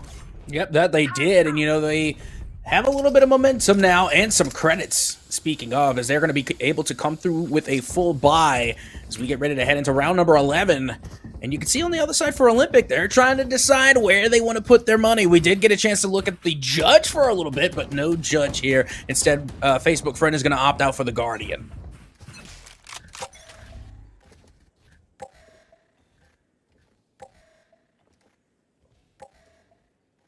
I'm a big fan of the Guardian, personally. I use it fairly often, and I gotta say, I enjoy it a decent bit. Because you can somewhat span it, but that makes things a bit tougher. Going into 3 people and not managing to get your 1, leaving Olympic at a bit of a loss. As that's an ultimate use to get onto the site. The Rolling Thunder from South Mac only results in 1 person falling. As they take control of towers, 3v3 by the end. This is all coming around, but Dog doesn't get the information on Rory's heart. He's still at the side. Oh no, that was such a cheeky play, but they couldn't confirm the elimination on the Jet, and it was such a feels bad because Brim was very much one hit. Now, the KO ult, as soon as it is called in, KO gets put down and they're trying to revive, but as soon as they go up, they're gonna go right back down. It was only a matter of time, and now Ale, the last player standing for South Mech, is all what stands between Olympic and another round win. Watching the angle, getting the wall bang too. A quicker reflect, taking the peek. They get the clutch. There was no need. They could have waited it out. And what a fantastic round from Ale being able to secure that dub. But now we're going to go right back into match point here with a listen in. Coach panic right now when you said that, bro. Hey casters, me pull Let's try calling some around. Yeah, bro, his bro, you gotta know, bro. You gotta know. Coach on that meds, man. Man, I love the casters. Hey casters, can you send me $5? What? Hey, I'm not gonna lie, bro. You see, I thought the love was genuine until he asked me for money. I agree. Hey, man. Shut up. Ian, yo, Ian, come long, Ian, come long. Yeah, Ian, go long. You go. You don't want me to peek with David? Right. No, go long. You peek with my dog. I have my dogs out right now. Oh, he's still corner. Stuck, kill. You have dart? Yes. Oh, Hey, two backside. We don't have to push. Nice. There's only one side. I'm one TP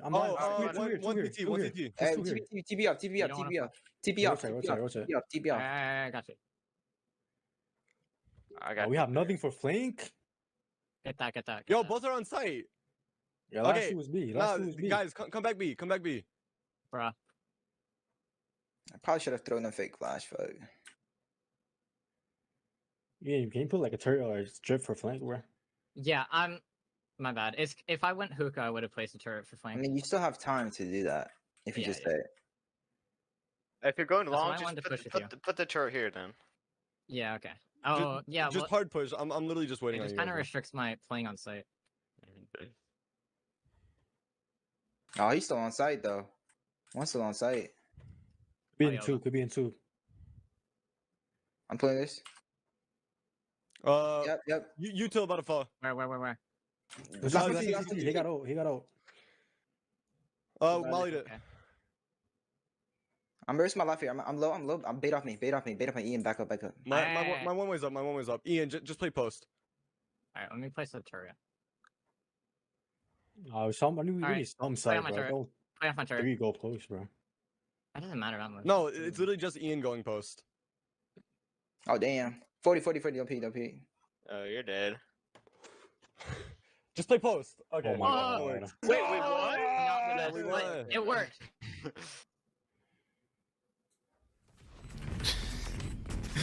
I love that they were surprised by the win. 100%. That's so fun. But 9-3 though. Hey, Olympic. Perhaps things may happen to them due to certain things that people believe that I don't. But hey, a decent ending to a good start of the half. That is a long-winded way of saying the 9-3 curse. No, it's not. Felt like there's it. those things as curses. I don't believe it. Okay. All right, well, in the realm of Valorant superstitions, 9-3 curse is now on the board. A decent finish for South Mac. Not the worst. Always could have been worse. We've already seen a 2 to 10 split at the half. We've gotten to see one of those. So South Mac not as the worst of wear here today as we get ready to head into the first round here of the second half. Alrighty. Let's see what goes on and what we see.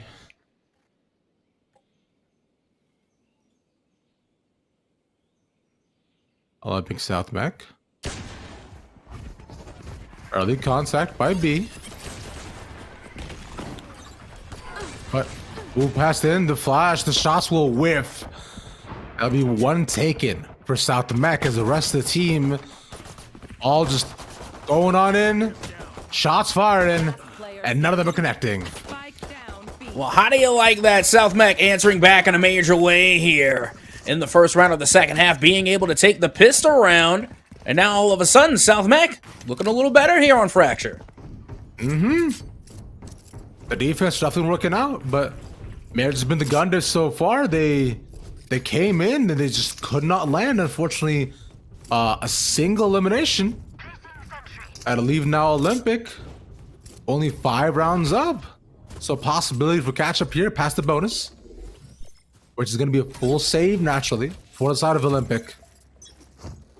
The 3-2 split on the defensive side with all the killjoy util being by B. Well, here we go. Let's see which way they decide to take it. As already you can see concussions heading over towards A main. Nice little nade goes out, and it will be South Mac to confirm the elimination. And now it is a 5v4 in favor of South Mac. And the spike is actually on its way over towards that A site.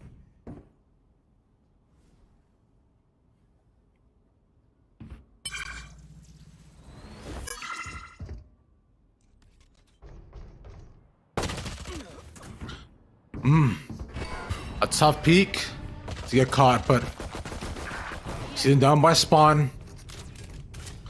And Olympic decides that, they wanted to... Makes it a bit more interesting by pushing and pulling them. Can't get the Spectre, which is a tragedy. Better stick with the classic as they go into B once again. But remember we mentioned, Killjoy is still up. And they can't just play and wait for them to walk in as they waste their time. 35 seconds left on the clock. And look at South Mac. Look at this deep flank coming from Arate. From way back when over here on Arcade with the Sheriff. Does find one, but now also finds the danger. They are very hurt. One stray bullet should be the end of them as they do take out the Stinger. And they can't use the jump pack in time, and they will be gunned down. But I don't think it's going to matter. I don't think Olympic has enough time to even plant.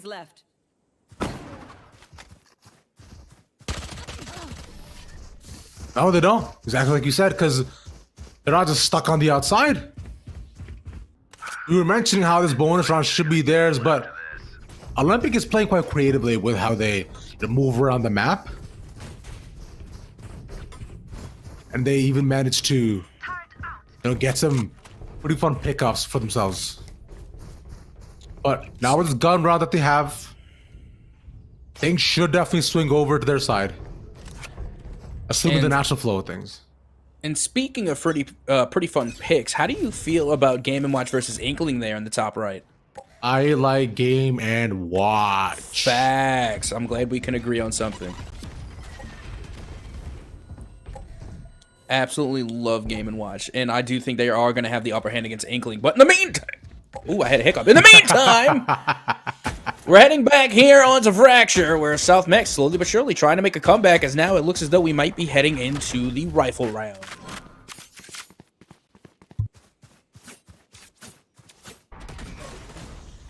Five v 5. Caught up with the flash, unfortunately. To leave now Olympic. See how they can brute force their way in. No, with no flash setup as well too, they can actually use their dogs. Nice shots. All you gotta do is clear out these corners, put down the smoke, and they're in there. Well, you can see Facebook Friend is able to find at least one head click looking to get the other, but they are blinded. And this is actually not the worst strategy coming from South Mech. They're relinquishing control of the site in order to play retake, but Facebook Friend, they're shooting just too good, and they will get the ace.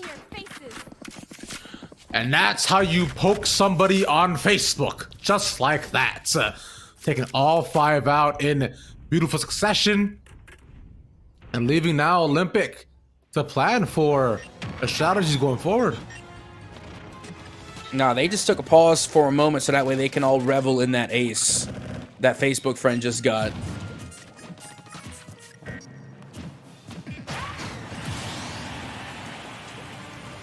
Yeah, big old forward smash coming from the Inkling there. But Game & Watch comes through with a revenge stock just as quickly.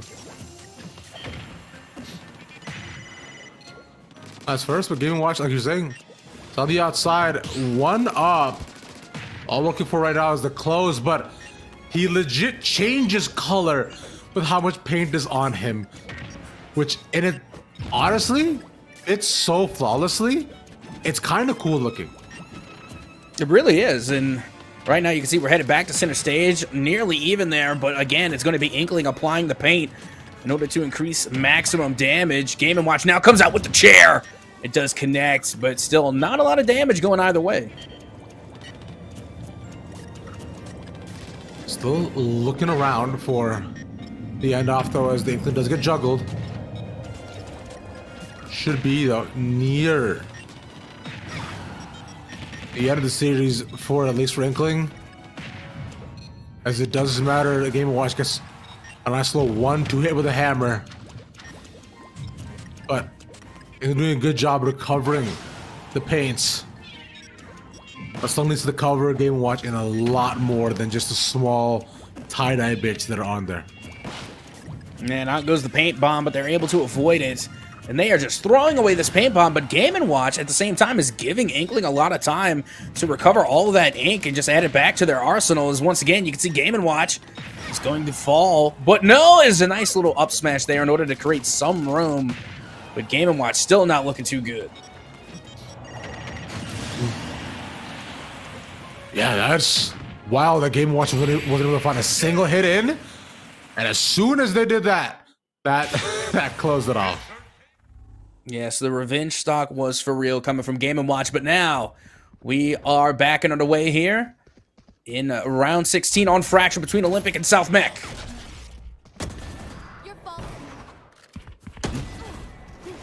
A slow pop and Facebook Friend just clear out the entire site, and split it in positioning is what I like a lot more, but the dry walking is what makes it tough, but the distraction play eventually does come to fruition, as it is just 2 left for South Mech.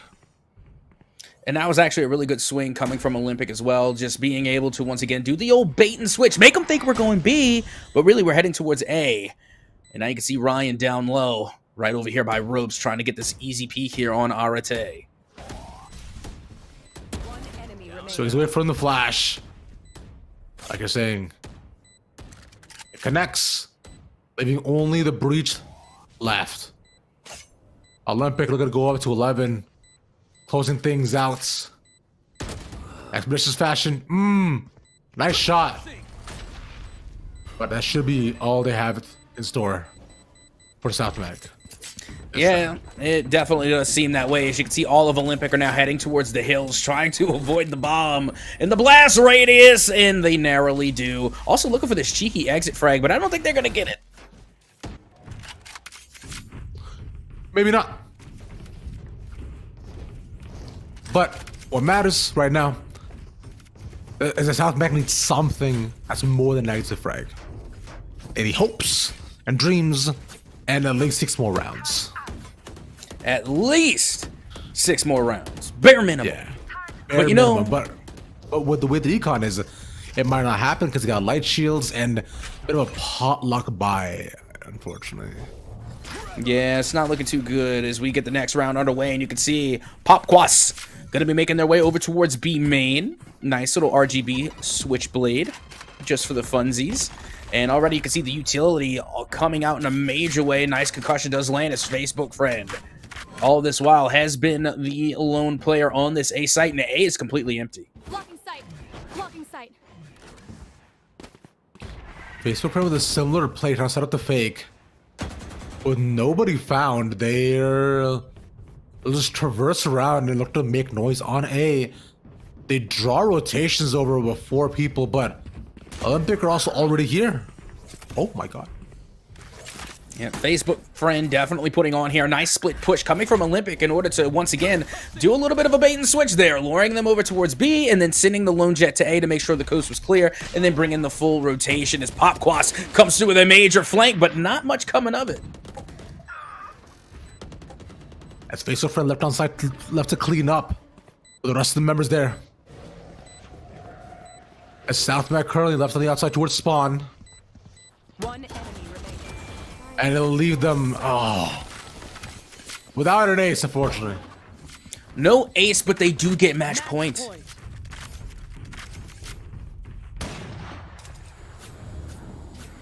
Yep. And match point, something that they're definitely working themselves towards, right? 1 more round to go to close things out. And while it is a Ganon v Falcon matchup, 2 big boys, 1 commanding the armies, and the other guy just doing his thing. Yeah, I was about to say, I don't know if Captain Falcon's a big boy. You know, he keeps himself in shape. You know, I'm pretty sure he works out. He's decently sized. Look at him. He's pretty tall. He's a brawler. He's not a heavy. He's lean. Yeah. Lean guy. And speaking of, he got sent to the blast zone just then, making it a 2-stock to 2-stock. And already you can see here in round 18 that the first frag will go the way of South Mech. You should run. Oh, the lockdown also in place. That is, as we know, underground. They can use the aftershock to try and get it if it pointed perfectly, but gonna make things tougher instead. They'll use the opportunity to get into sight and get the plants here as well. Yep, and here comes the Rolling Thunder, just knocking some off of sight, and the Orbital Strike will follow up as well. The Spike couldn't even get planted because of the Rolling Thunder, and finally it does. As you can see now, the trades are being made, and South Mac only has 1 player left standing. A near flawless ending for Olympic, but after a few couple oopsies, it'll leave them now with a 13-5 on Fracture and continue to maintain their lead. As you look at Andy Mello and Sick, wow, that was cool. Yeah, that was a kamikaze dive coming from Ganon there, but now we're back to 1 stock apiece, and you can see already Captain Falcon trying to follow up with the combos as Ganon forces themselves off stage and right into a nice forward smash from Captain Falcon.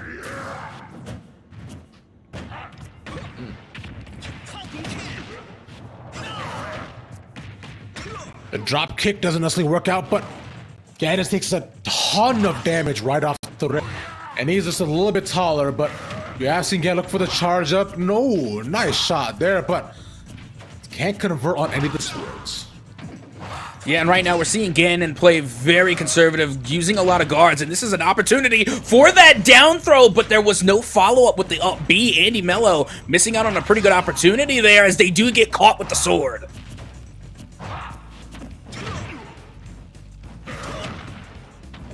Drop down once again, which equalizes things, and it is currently anybody's game, but Ganon, we know, it just hits a lot harder for a lot longer, and that is why. Takes the dub. And here, we look at the next set of games to pass by us, my friend. As you look near the end, things I do get a bit misty-eyed, but remember, we do got a lot more games to go, so y'all stick around for a bit longer. See you soon.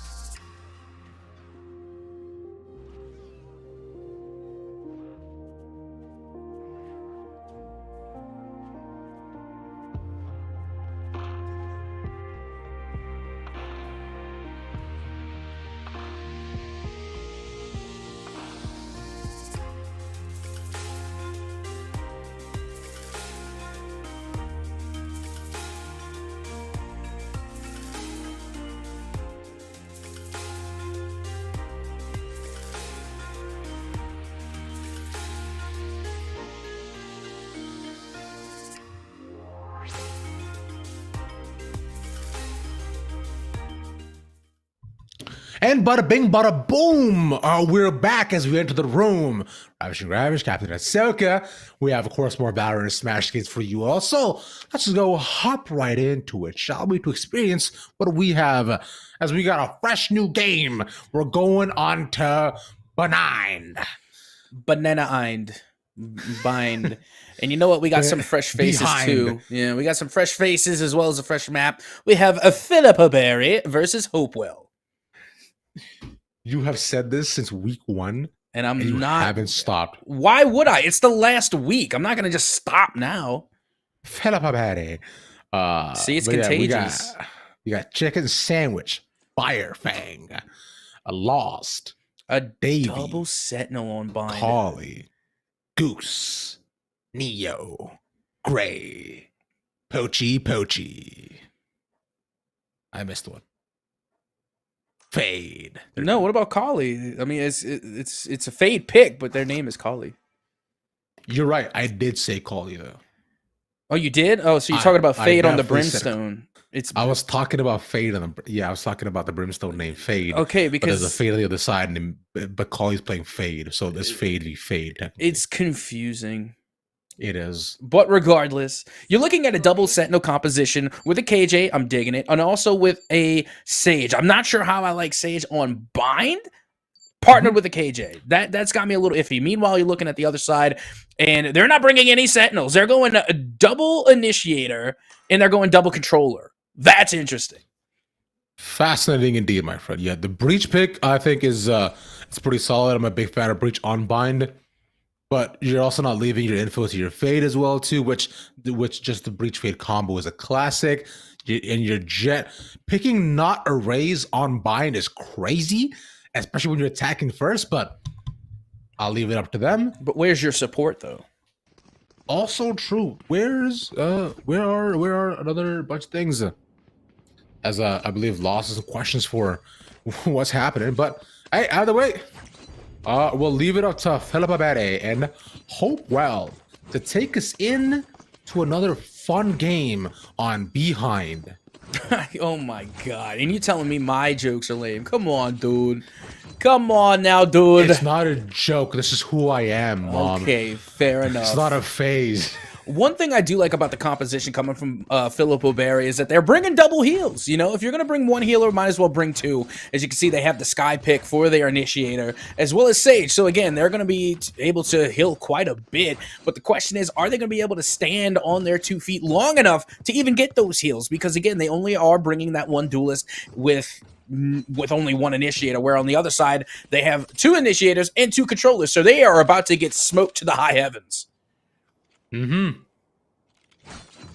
All that denied sightlines might be and definitely is quite fruitful for any sort of game, especially on a one line bind. But they're just chilling in spawn. Hopewell has not moved. Well, because the match hadn't started. Sorry, I thought. I said 0 and I was like, are we not going? But I see now my mistake in where it was. We've been doing this for 8 weeks, folks. 8 weeks. It's like a tech pause, bro. I thought I didn't even hear the clock ticking. All right. Actually, thought we were fine.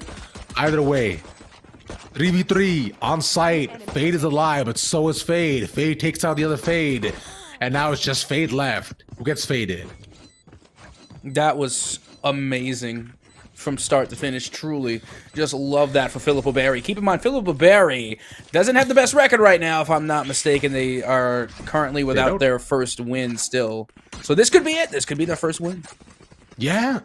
And they starts off in an incredible way. By the way, this gun skin is so nice. This is the new one as well too. It's an arcade theme. The bundle is incredible. It is insanely expensive, and I want it.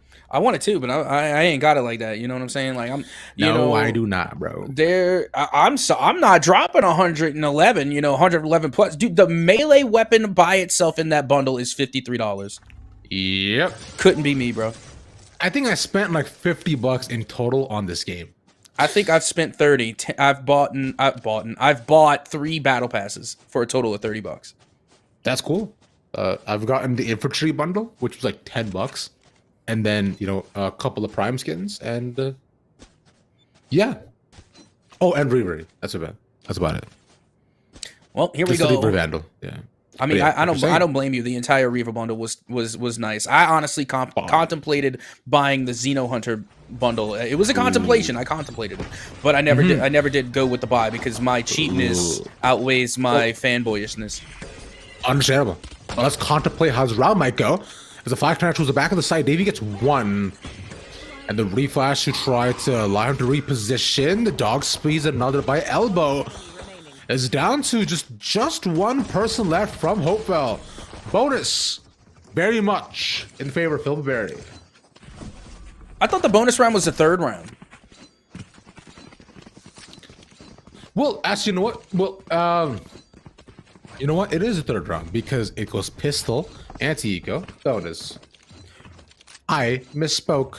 No, I was genuinely asking just because, Captain be capping all the time. So if I've been calling the third round the bonus round this whole time, somebody better check me and check me ASAP. No, yeah, that's right. That's right. Yeah, because it's Petico bonus. Yeah. And then we get into the swing of things with the fourth round being in the proper game.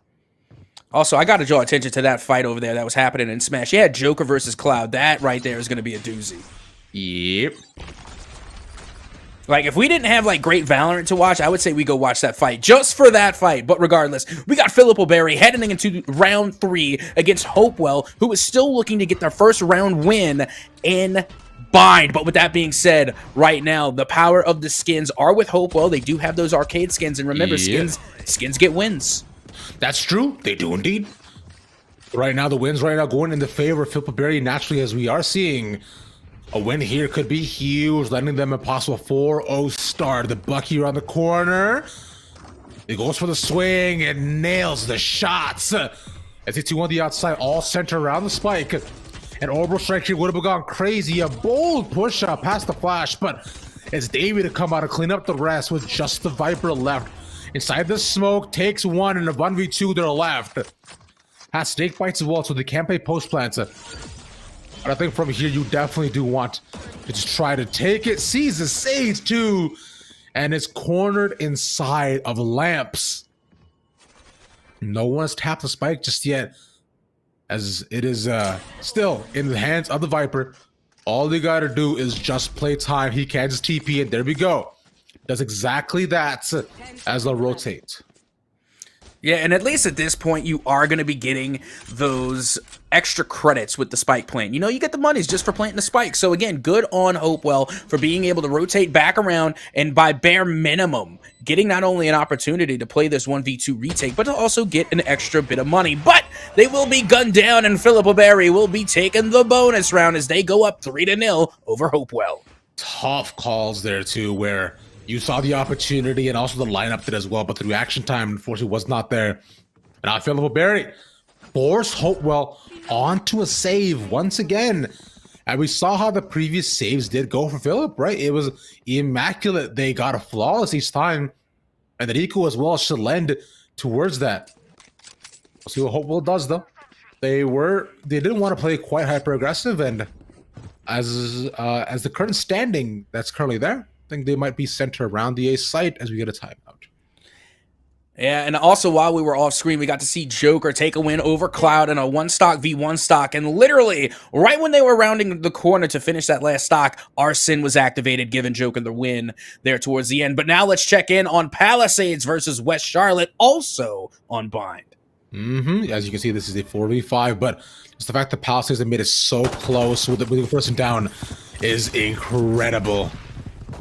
The pushing through for the Yoru to move all towards the back of the site to give it the space. And the execution as they walk in is clean. Still testing, just gotta make sure that it's not the fake. But now left with only 2 though. Can't clear out the rest. A classic in hand for Lego Legend. And he'll be left in the corner, surrounded by his enemies. Yep, and they will be gunned down there towards the bitter end. And now we have ourselves a 7-7 tie game here on Bind. And not to mention, again, if I'm capping, say captain's capping, because I'm pretty sure that these two teams are pretty evenly matched on the overall standings as well in this matchup. As you can see, it is 7-7, although I would have to bring up that it does look as though the Palisades are playing with a player down. Yep, that as we had mentioned, right? It is a tough call because sometimes people are busy, sometimes you just can't make the commitment. And the Palisades, things have been going good so far. I just imagine, especially on the attack naturally as well, but as we have switched sides, attacking, being a person down, presents its own challenges. The exits so far, though, have been very good. And you know what? I love that the Palisades are using Harbor because I am just such a fan of Harbor. And, you know, being able to watch them go to work is just so much fun, especially when you consider with their wall and what it does, that it actually does slow down anyone who passes through it. And, of course, I have to Captain's Cast the Curse Harbor all the way down to the bottom of the sea because now they are eliminated. Can't say any good things about anybody. Yeah, but, you know, it is a Viper Harbor, right? So this is the standard meta for what we experienced. Gives you a lot of control, a lot of options for playing around the rest of your team. This doggy goes in. Camera does get spotted, but they're stuck kind of inside the choke, taking a bunch of damage. Not able to clear out the two corners of the sights, even elbow as well being an option that they can Spike down B. be cornered in from. At least the Viper in a deep lurk by themselves. Yeah, I mean, you can see they are stuck in hookah, and they will be eliminated, giving a flawless victory to West Charlotte. Here. As we move on back to Philippa Berry and Hopewell. We were mentioning it is a save right now for the Hopewell side.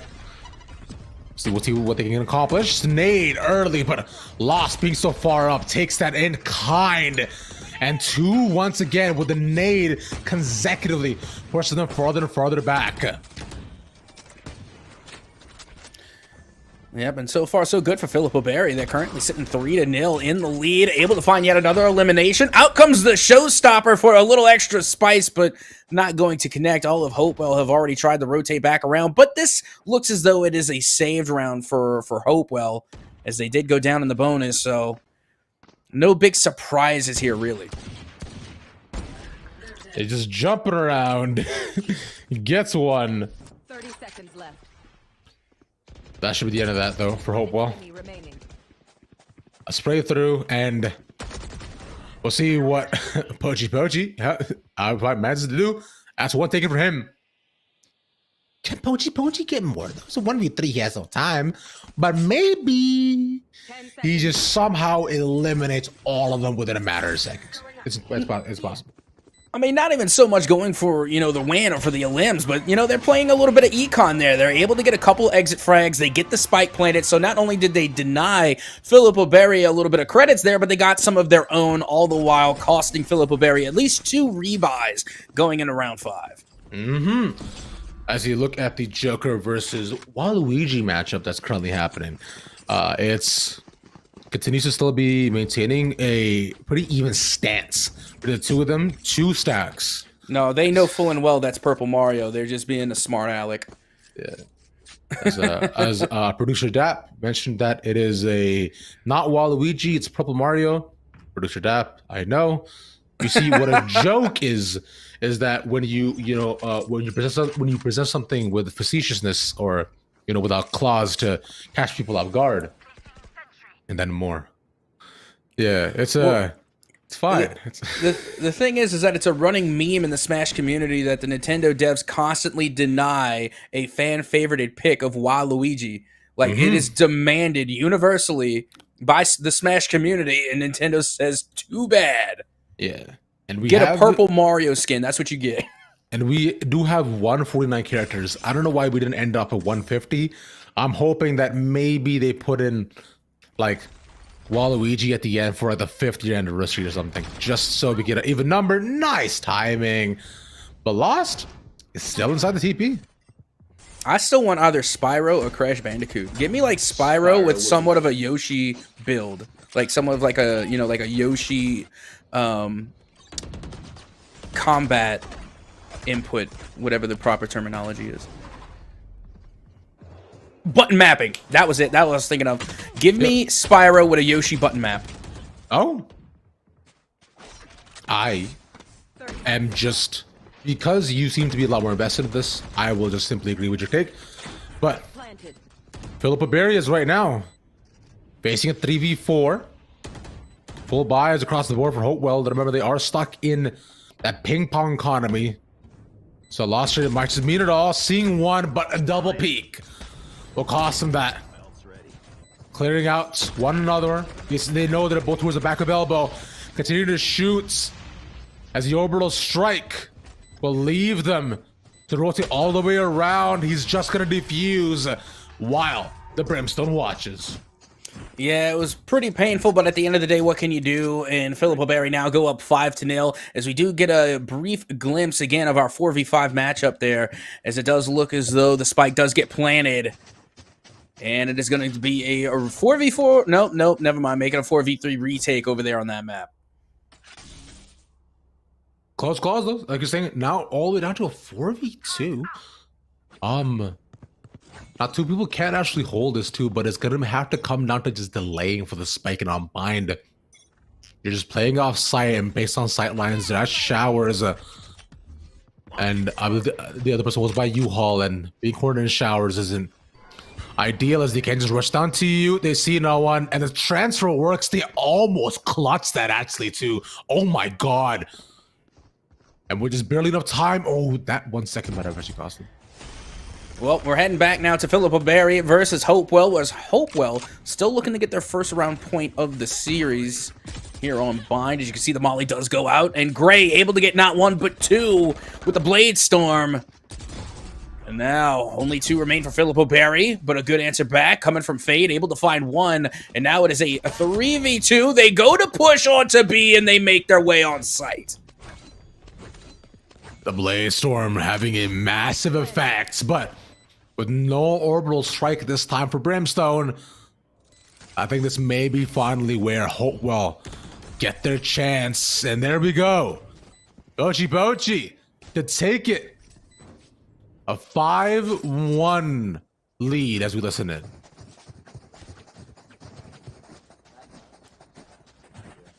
You signed like too early. You weren't ready to. Yeah, I know. I accidentally clicked the wrong button. We have regional. I think regional might be better for B. B. Their stage is Where? How do you want me to stun? Like long like that, or like? I want just come here and stun this for them. Stun hookah for them. Stun the window and then come in. Hookah. Watch out for the rage TP. I'm gonna call it. Blinded. Someone call it. I know. I was stunned. Right, stun. Move back. Right, Stun. Off your feet! Oh wait. Go. Close.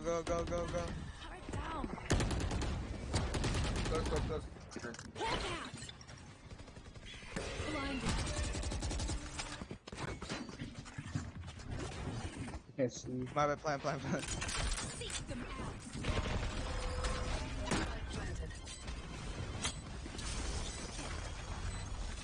I just play back. Play back, play out, play for lineup. Two here. Okay, maybe not.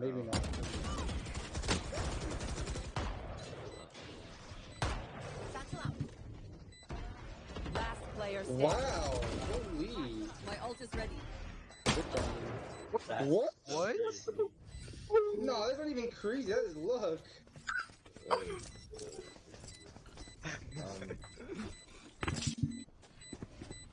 Thank you. We're not taking control site.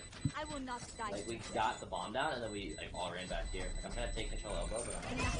I mean, I have lineup, so we just have to play back. But I couldn't play because y'all died too fast. Yeah, but we can't all play lineup or they'll just sit and hold us. Like, we have to still take control.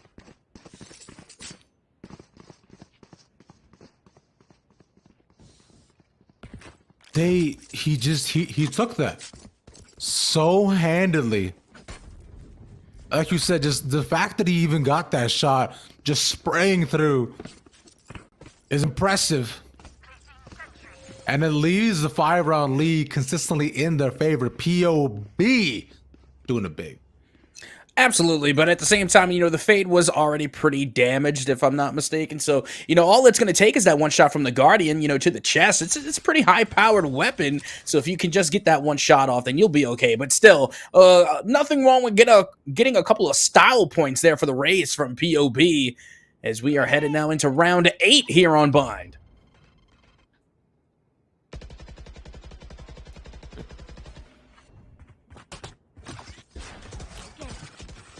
A slow start.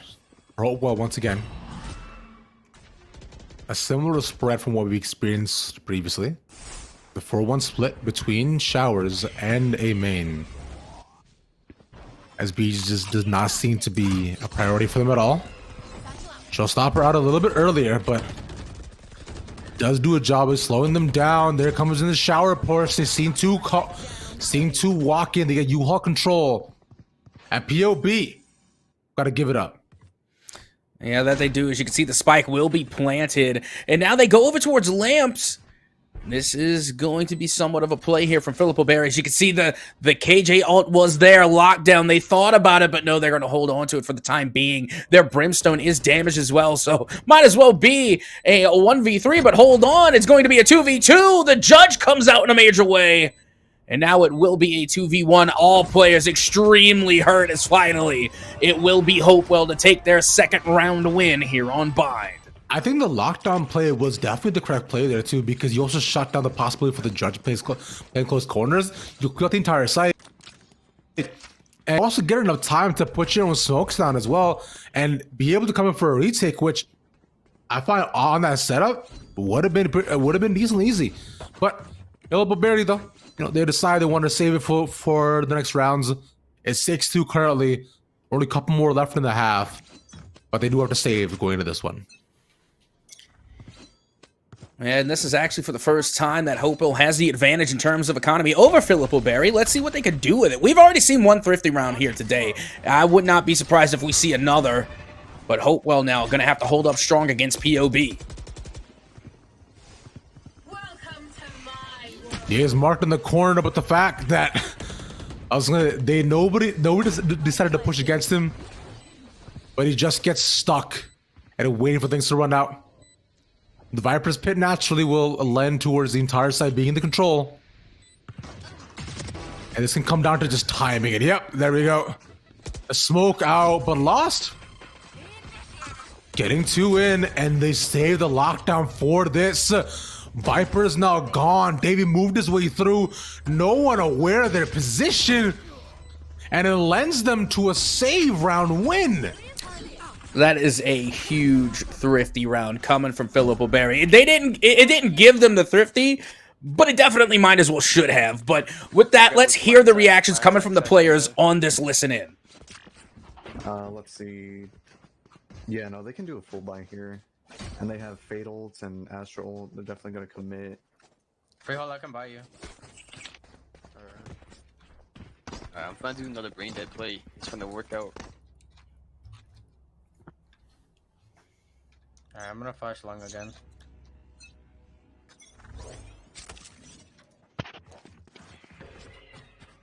A couple might be.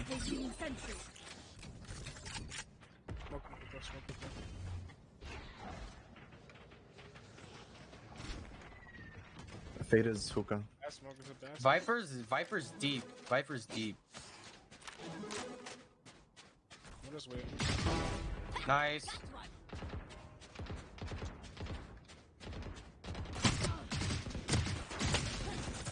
Oh my god, I'm the worst player alive.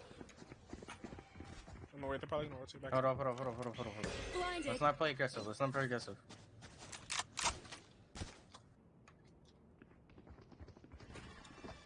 Yeah, they're coming. Hey. Alright, I'm rotating. You have ult.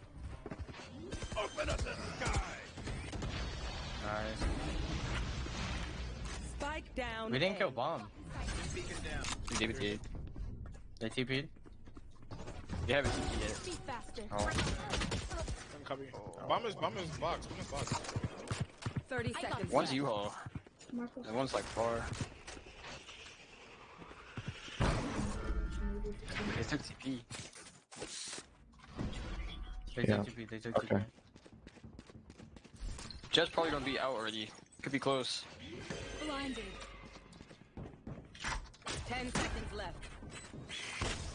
No one tube. Player standing. Elbow. Probably elbow.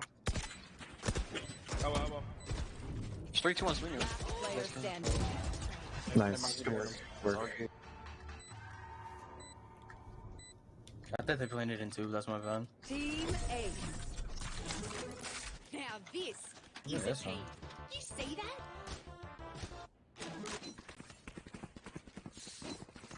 Cap, what'd you think about that round? I thought it was interesting. You know, I really thought that Hopewell really had the upper hand there, especially when we saw the breach go on top of Tube. I thought they were going to be able to get at least one because they thought they were in Tube. He even heard in comms said, I'm sorry, I thought Spike was planted in Tube. But regardless, it was just, you know, a very good double swing coming from Philip O'Berry just to get that first initial pick. And then afterward, they knew they had the 2v1 advantage and figured that they could get the frag in order to get the win. So really just great adjustments being made by POB. Mm-hmm. With 2 more rounds left in the half, let's see how POB can continue their streak. As the A site has closed off all its entrances, it's a 5-person push into showers. And they can actually set up with the One Thunder here as well, along with the Astro Wall and the Fade ult here too.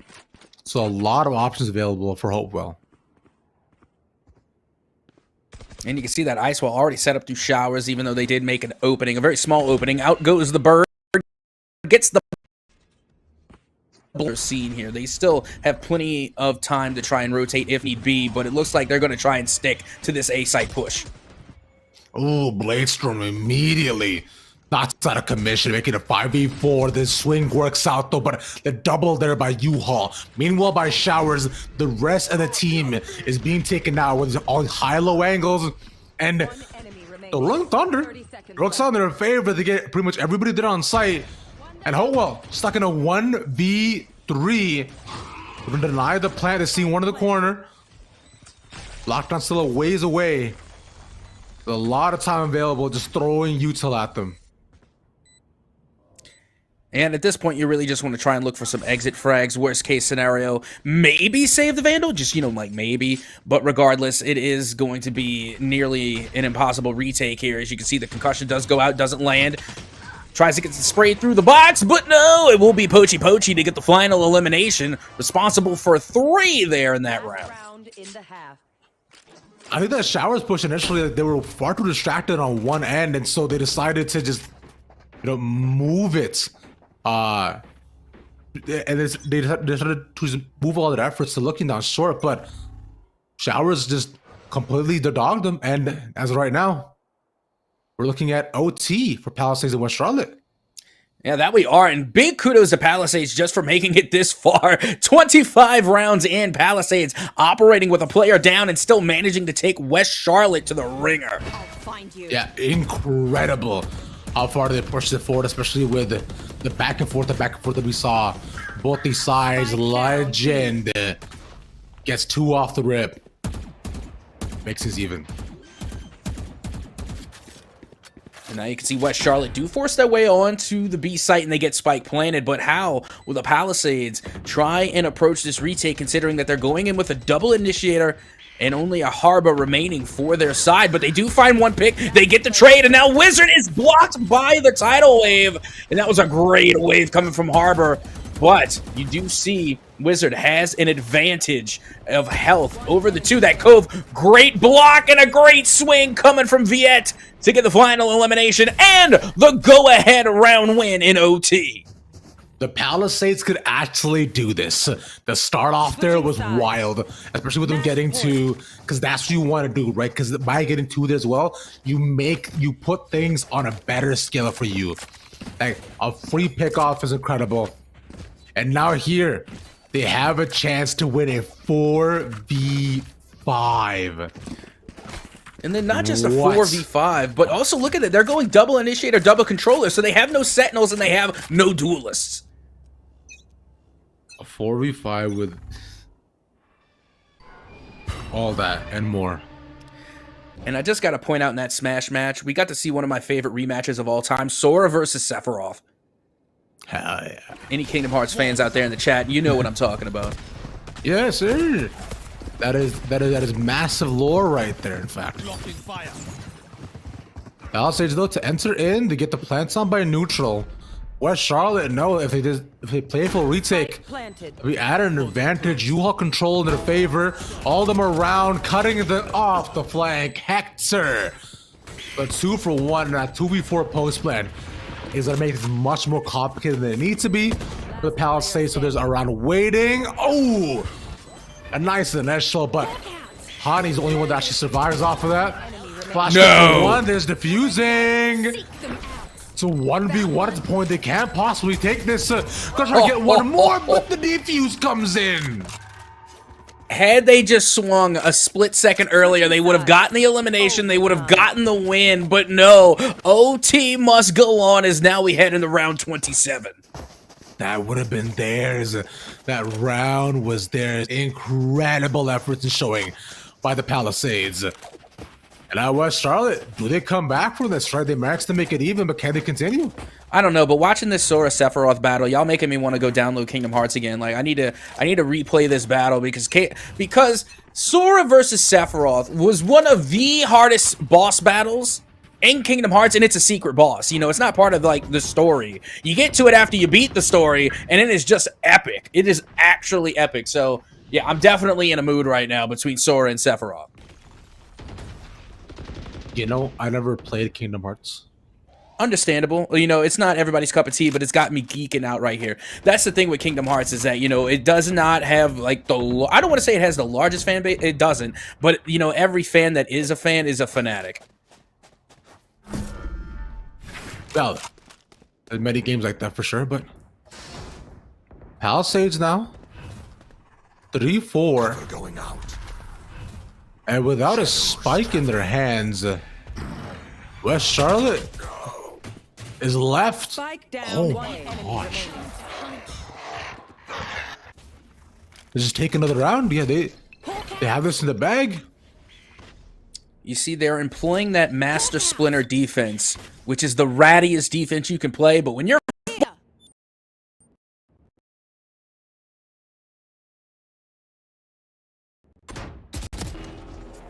yeah. They go 1 round up once again. All the Palisades have to do is just close out this round, and they will gain a monumental dub. Honestly, that's going to be one for the books, for real. But meanwhile, we're checking back in with our Smash match. And right now, Sora taking the lead here. 2 stocks to 1. Sephiroth applying the edge guard. Goes for the down smash, but the back throw will land, and Thundaga off stage narrowly misses.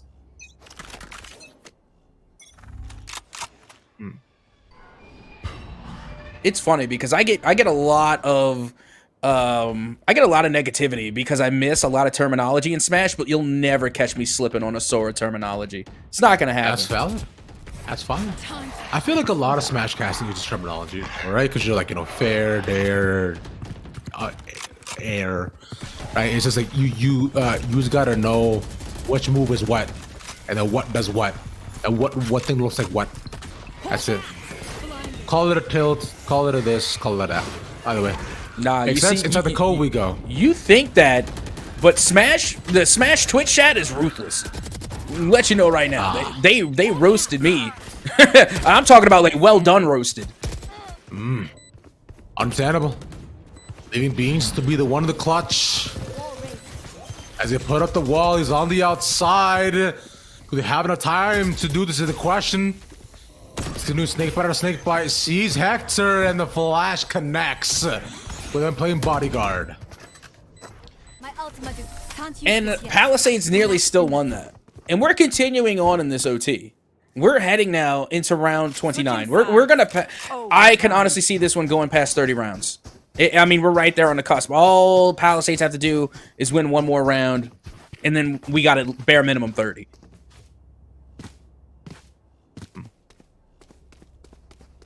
You're right. All you gotta do is keep doing this over and over again. We're in a triple OT at this point. And rounds that I find the Palisades just were seconds away from taking. Now it's on West Charlotte once again. This defensive round win has escaped them twice in a row. Let's see if it'll come to them now. Well, you can see it's going to be a full push now for West Charlotte through showers over on towards that A site. The camera goes out, but it doesn't go where they wanted it to go for Cypher. Beans now does force their way on as Venti does get at least one elimination, and out goes the ice wall, which should give them the cover they need to plant Spike.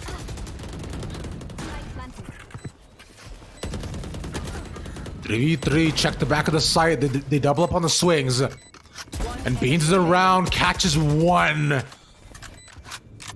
Real unlucky. We'll see this guy can do it once more. Oh, flashes in hand, around we go. Palisades and West Charlotte stuck on the outside. See, the tripwire goes there too. He's gotta look to defuse now, though. Running out of time. West Charlotte swing around and ooh, too low.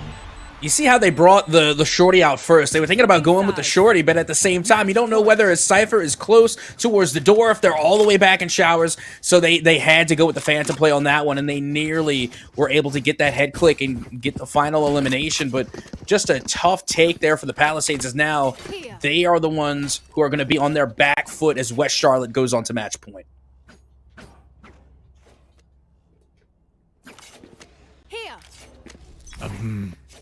A huge clutch for West Charlotte. That came way too close to comfort once again. And they've had these rounds over and over where things just seem so close, and now West Charlotte, you gotta survive on the defense. That is one way to do it, though. Raven as well, chilling by showers with his Odin, can now also just vibe. And we've prepared for them to plan. Well, let's see if they can keep this overtime going on any further. Here comes the Odin. There goes the spray. It does connect, and they get one. And now it's a 4v2 as the Paranoia goes out, and so does the Prowler, connecting with Harbor in the corner. And a Sage Wall saves Harbor's life just now. Player standing. And there we go. And a 1v2 again. It is Venti seeing another inside the smoke. And they just got a delay again. They have it at half, so he knows he can't get this up. He's gonna fuse again. They go all the way around. That is 2 rounds. And the Palisades have gone and lost. Dude, them just defusing. Well, we're heading back to Philip O'Berry and Hopewell with this listen in. Go back, Neo, go back. Blocking vision. Keep planting there. On your left. There.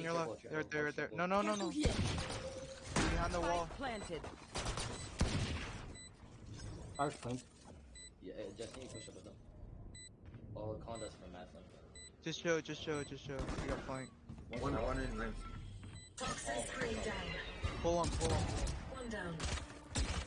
I'm gonna try to concuss the Not ready yet. Skyline. Enemy remaining. Nice. One lamps. Last one lamps. Defuse. Got it.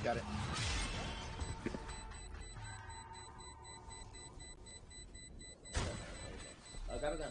Thrifty. I can't make this easier for them. Nice. You can tell a person's character by their first. What a clutch from Hopewell. Check me, Bennett. Yeah, and it's one that they definitely needed too. And again, the comms were there. They were saying just go for the defuse. I got you. And if they didn't, then they just would have had to do a good old-fashioned bait and switch. You know, using the defuser as bait, which isn't a bad strat either. But regardless, Hopewell finally answered back. But is it too little too late, Ravish? Possibly. All we have left right now is just time to decide and figure that out, my friend. Currently, though, POB and Hopewell. No, they need to continue to press their lead forward. Showstopper around, not gonna catch anybody in these corners. And just splash damage done to the breach, if anything. Swing around, there's a 3 there. Oh! Catches him right away. Yeah, that was definitely a nice flick coming from the brim there and Lamps. Meanwhile, you can see the spike continuing to tick away here, and all the smokes are abound. Keep in mind, it is a double smoke comp coming from Hopewell, so if there's one thing they're going to succeed in, it's blocking sight lanes. Meanwhile, you can see the Jet manages to get a 4K, finally gunned down, and they're going to fake the defuse here. No, they're going to stick it as Hopewell comes away with another. And they just lose too many too early on. POB are entering recklessly one by one and pretty much allowing Hopewell to get really clean trades, right? Kind of, if you're dry walking onto a side expecting to just gun diff them every single time, they will adapt naturally. They will play close corners and allow themselves to come out on top more often than not. Exactly what's happening here.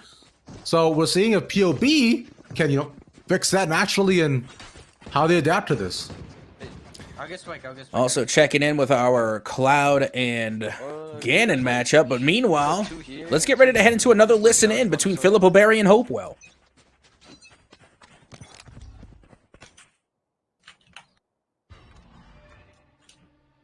I'd long. Calling my bot. Probably gonna drop long. Oh, they stunned me. A main.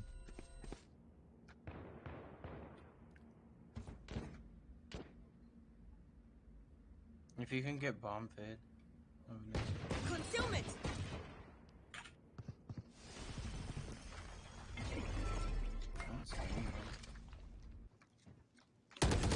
Oh, He's spamming me. Gun here. Shut it back off, shut it back off. Blinded.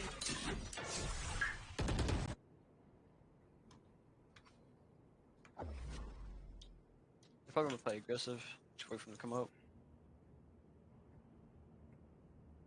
Or we can just aggravate. I know where Breach plays here. I might just dash on them. I mean satch on them. You know what? Yeah, I'm just gonna do that. Go, go, go.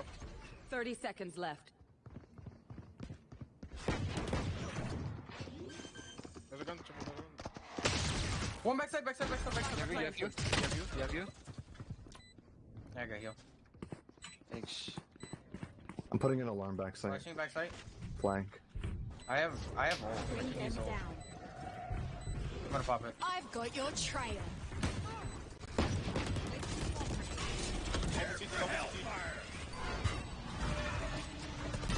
One towards you, one towards you. One enemy remaining. Dead. Last one you hold. Last one you hold. 67 on Jet. You haul. Nice, good work. Nice. Yes. I like Guardians. Match point. Okay. A lot more common control than I was expecting, but they're definitely showing that they're adapting to what Hopewell is doing, right? Where them calming out where certain ages might be, how they want to play things out, and now with the last round left to go, this could be it.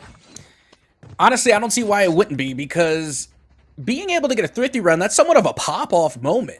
And Philip O'Barry were able to pull off the thrifty. In other words, they popped off, and I don't even think they needed to. They were winning with a 7-round lead, and they just managed to get a thrifty and pop off anyway. So right now, they're just on an absolute, you know, merciless spree against Hopewell. And if they're not going to show mercy during the thrift... Oh, I mean, there should be no mercy shown to your opponents no matter what, my friend. A lockdown put out. No util to take care of it, but the Jet looks to push up instead. And with that, they clear out almost all the side chicken sandwich. Take one more. There's 3 cornered by elbow. Get one, catching him right unexpectedly. In a 4v3.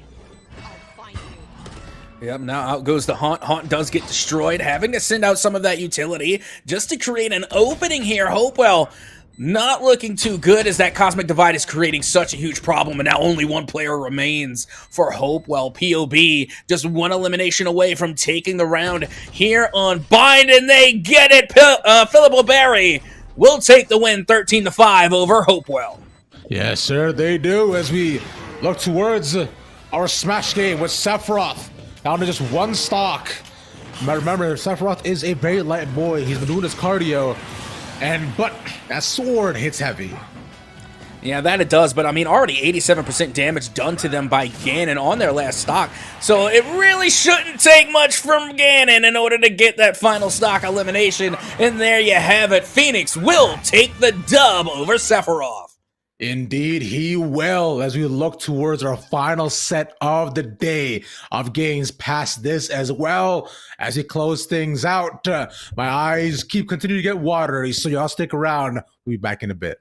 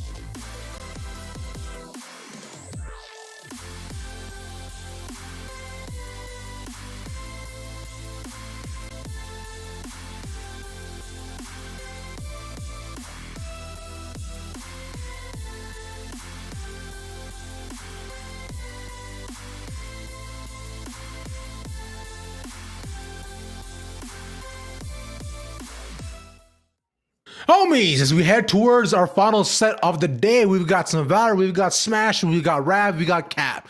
All right, let's go. Guys, we kind of got this. Well, here we go. We're going to start things off very quickly with a listen in here on Haven between North Mech and Butler. We're good. We got this, guys.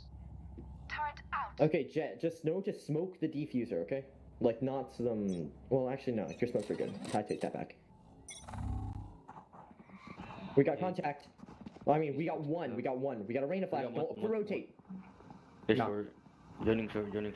Smoking a lot. Alright, I'm gonna be, looking dogging short. You should run. They're ulting. Come on, Jet.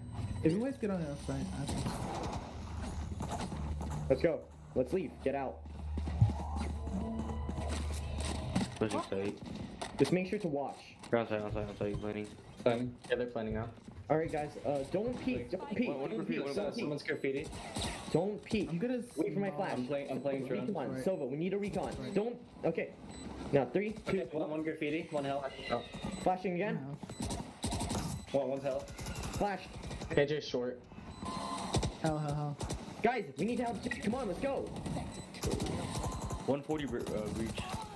40 on KJ. Player standing. Good try. Bro, I dinked him in the head. Okay, but you shouldn't have been playing that part.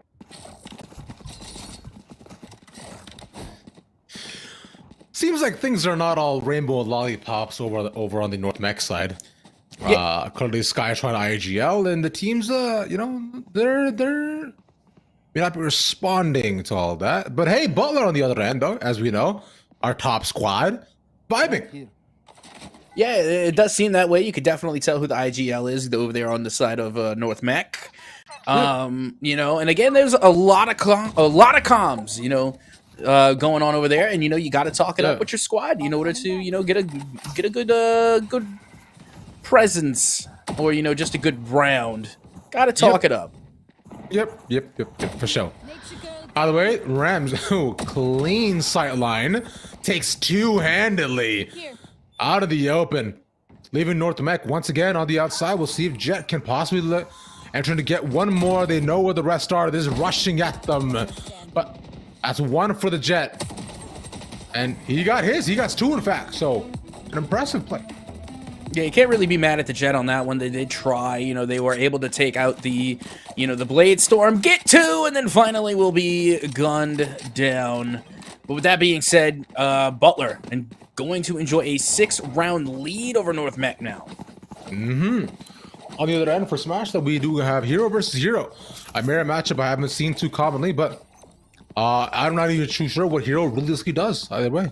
It seems very complicated. Hero is seen as somewhat of the RNG character of Smash. Okay. Yeah, so because they have a lot of different spells and abilities that run off of a mana bar. You can see the blue mana bar above their head. Yeah. And their spells, for lack of better observation, are somewhat random. That's fun, but otherwise, that is a excellent Hunter's Fury to be taken. With one gone now, pop out through garage. They take it with the KJ. Made the post pass much harder. And the Seek as well, too, should be huge. They know they're all on C as Spike goes down. Yeah, that they are. And you can see Brim there. They were debating whether or not to call in that Orbital Strike. They finally do call it in. Orbital Strike goes down. They get one elimination and now two. And you can see Parmesan doing a pretty good job of clearing sight. As now it will be a 3v2 retake in the favor of North Mech. Smoke out the bomb. They know there's too long. They're looking to hold and defuse. Popping the Empress as well, along with the Rolling Thunder, but the Spike is already at half. They continue to delay, seeing them again out in the open. They go down with the flash to dissipate, but they know it's got to be another. The con with the reload. North Mech cannot clutch it. My question is that why did Brim dip out of there? I felt as though if they would have stuck, they could have got that last frag. And if the Spike really was halfway, they might have had a little bit of time. If you double swing that, you might have been able to save the round. But Parmesan got out of there quick, fast, and in a hurry. But maybe they saw something that I didn't.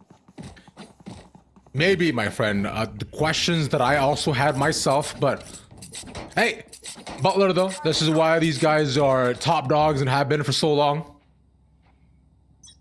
Lockdown and Hunter Street available right now for the North Mech side. Can't use that for the post, but oh, that is tough. Was that an op shot? That's an op shot. Oh yeah, that'll do it. And we have seen a lot of op action here today. I do remember earlier on Ascent, we had 3 ops in one round. And actually, that was on Haven. Apologies. That was the same place. And it was quite a spectacle to see. As you can see, North Mech now only has 1. And I don't think they're going to be around for much longer. No, they are not. They're just running at them. But hey, alarm bot.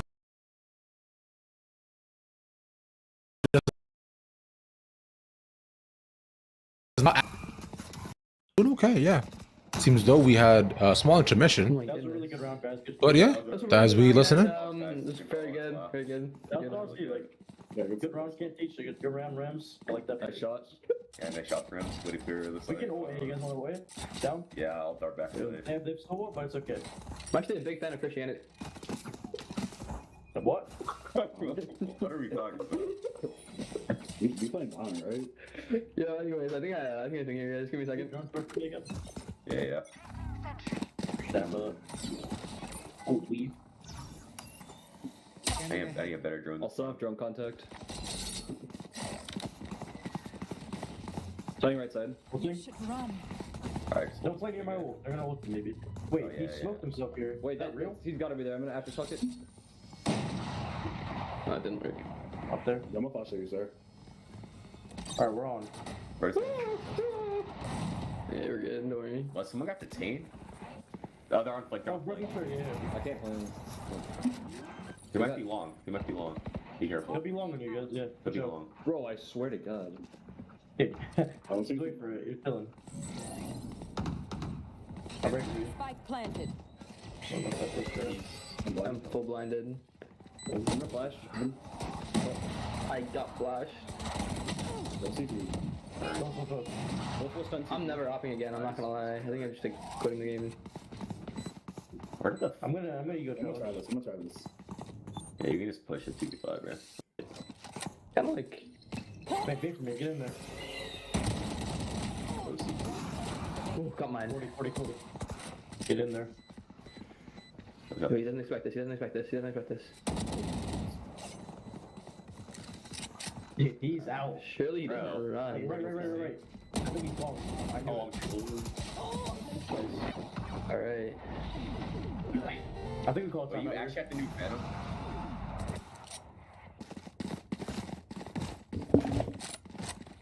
Butler!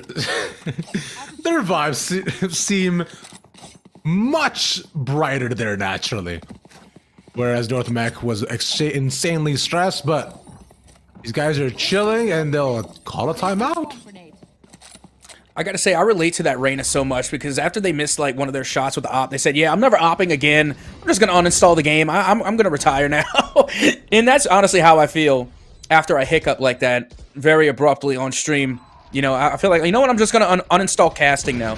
Casting simulator, I'm gonna uninstall now. If that was a thing, that'd be kind of crazy. As we look at Providence and Myers Park, a much closer game between the two of them. But one ultimately seems like Providence is looking to claw back into. Back and forth we go. 1 health was it remaining, and I believe this one should also be going the distance.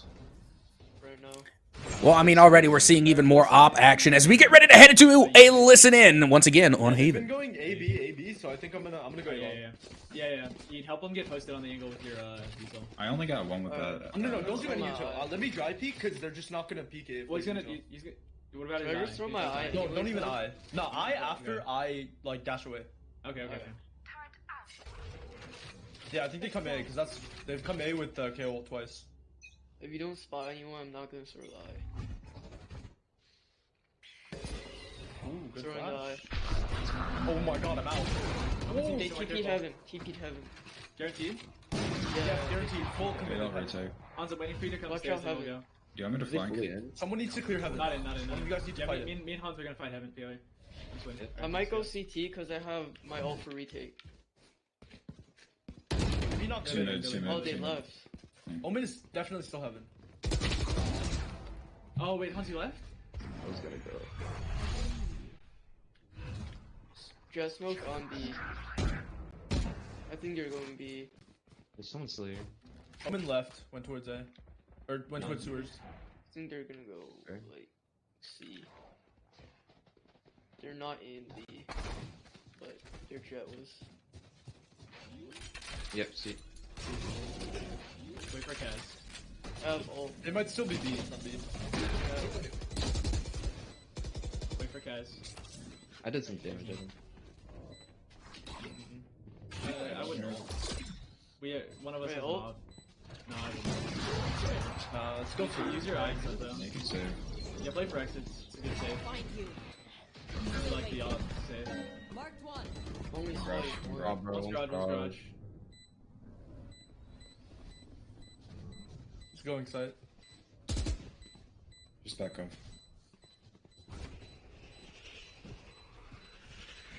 Yeah, I think it's pointless.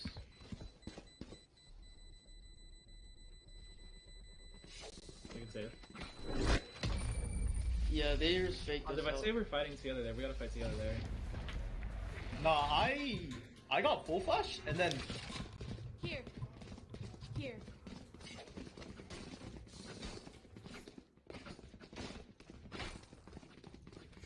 Yep, well, fantastic round once again coming from Myers Park. Now to get that 2-round dub, and the comms were crisp and clear. We even heard in there. And they seem like they really have their right head on their shoulders, at least for today. They're playing phenomenally right now. Myers Park seems to have it all on lockdown, but still 2 rounds left in the half. Providence can easily bring this back, and with the back and forth we've seen on Witness already, it's entirely possible, man. That was 3 dings on that haunt. So saw a lot of it forgiven over. Should be rushing on in, but the null command is nice. Now the forces hold it down. Which is the power of their gun skills. They almost line up for the breach, but the Phantom does not connect. Yeah, that KO ult just got them onto site so easily, and now it should be able to buy them enough time to get into the right position in order to fend off this retake. But that up there in heaven making me a little nervous here from Myers Park. I mean, we'll see if they're open sidelines. They put the nightfall. They see a couple around some corners, but they're all playing off site. So there's gonna have to be a traversal of just looking and expending your energy to find your enemies. There's a 3v1. Providence, let's see what you got here. One around, that's a 1v1, but Fire Knight shuts that down. And you know what? I'm kind of confused as to who that Cosmic Divide was for, because I felt like it blocked off Providence from viewing the spike, but at the same time, Providence used it for cover in order to entry back onto site after post plan. So even though Providence were on the unfortunate side of that Cosmic Divide, they still used it to their advantage. You know what? You know who it was for? It was for us. So that way we could see some other cooler plays. Which is exactly what we want, right? Just cool stuff to happen at all times. And I'll leave Myers Park now. Looking at a possible 8-4. Now Command does get it, but as we traverse on back to, I believe this is the game against Butler. Which, hey, 1 round was taken by North Mech. Let's go. Yes, if my memory is worth anything, I do think that this is Butler. Butler, last I checked, were the ones going absolutely nuttery buttery on North Mac. Yes. Confirmed. That is true. Confirmed.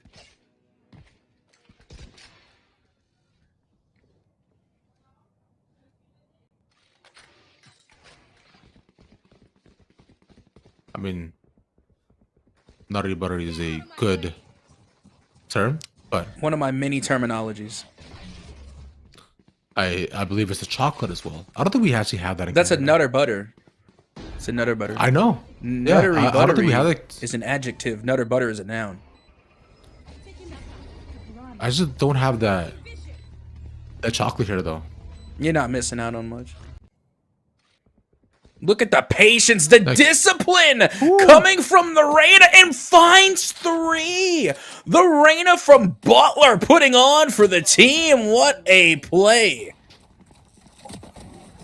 Yep, all cornered, all gone, and they all fall. Right. In a main and Butler. All they need is one. North Mac.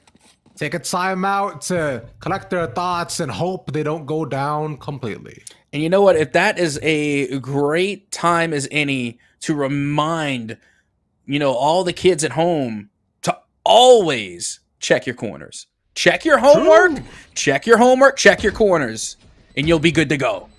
One suppressed. Last player standing. Speaking of, though, checking corners. Myers Park will take another, although fall for it, and they'll put themselves at an 8-4 half, in fact. An excellent starting point. We'll see if the defense is anything to contend against, because Providence, I know, loves their second half sides. This pistol, though, will definitely tell the biggest story of all. Will we see Butler-esque pistols, or we continue to go in these very, very close rounds? And so far, you can see that spike lining up over towards the A site, which honestly today on Haven seems to be the popular site. Me, I'm more of a fan of C. You know why? Because I love going garage and I like being able to quick rotate whether I want to go to C or B very quickly. But let's see what the plan happens to be as we head into another listen in. Long. Make them think we're going A long. We could Alright, shift walk, guys. Shift walk. Yeah. Where should I put stuff? Just put it right here. Just like flank. Don't peek this. We just run over here. Someone's pushing long. Someone's C. Oh, let's hold it. Someone watch playing. Come on, we have to go. We have to start moving out. We have 2 util, 2 pieces of util. They're pushing out. Rena hit 149. She might have healed up. Let's go. I want that gun, low key. Alright, let's go. I think so. Come on, we gotta go. I'm on. 2 mid. Reach and Silva and Omen coming from garage. Spike planted. One's on CT. I'm lagging. There's 2. Flashing. Flash. One enemy remaining. Jeez. Yeah, good try, guys. GG's.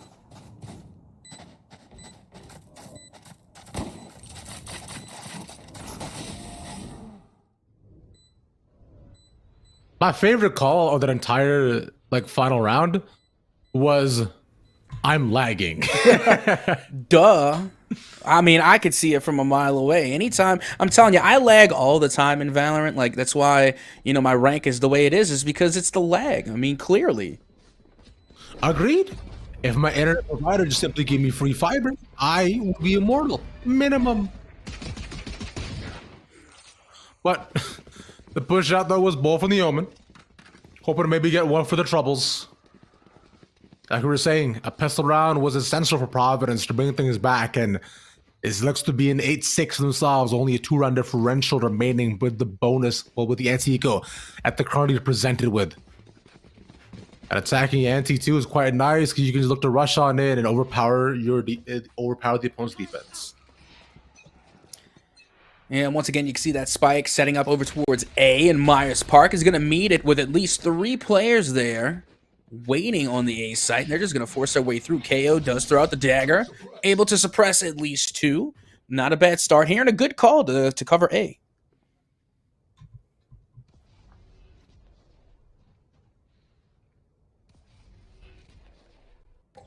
Smokes put on both entrances.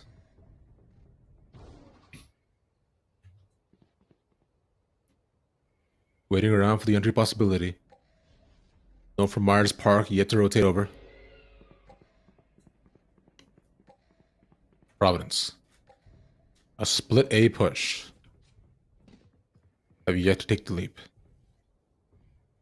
And you know what? I'm not mad at this at all. They're not underestimating their opponents by any means. Even though it is a pistol round, even though they have the advantage, they are still not going to allow anything to go awry. And already you can see the trades are being made, and Myers Park actually on the receiving end of a lot of this damage after Providence able to pick up some quick picks and now have a 4v2 advantage as the spike does get planted. Providence, naturally, we were expecting for them to steamroll this round, but one taken is not bad for Myers Park. If you get two, that's your anti-eco done.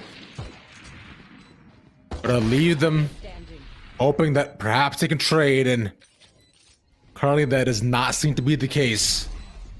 Omen last one left alive once again, caught by the alarm bot on the molly.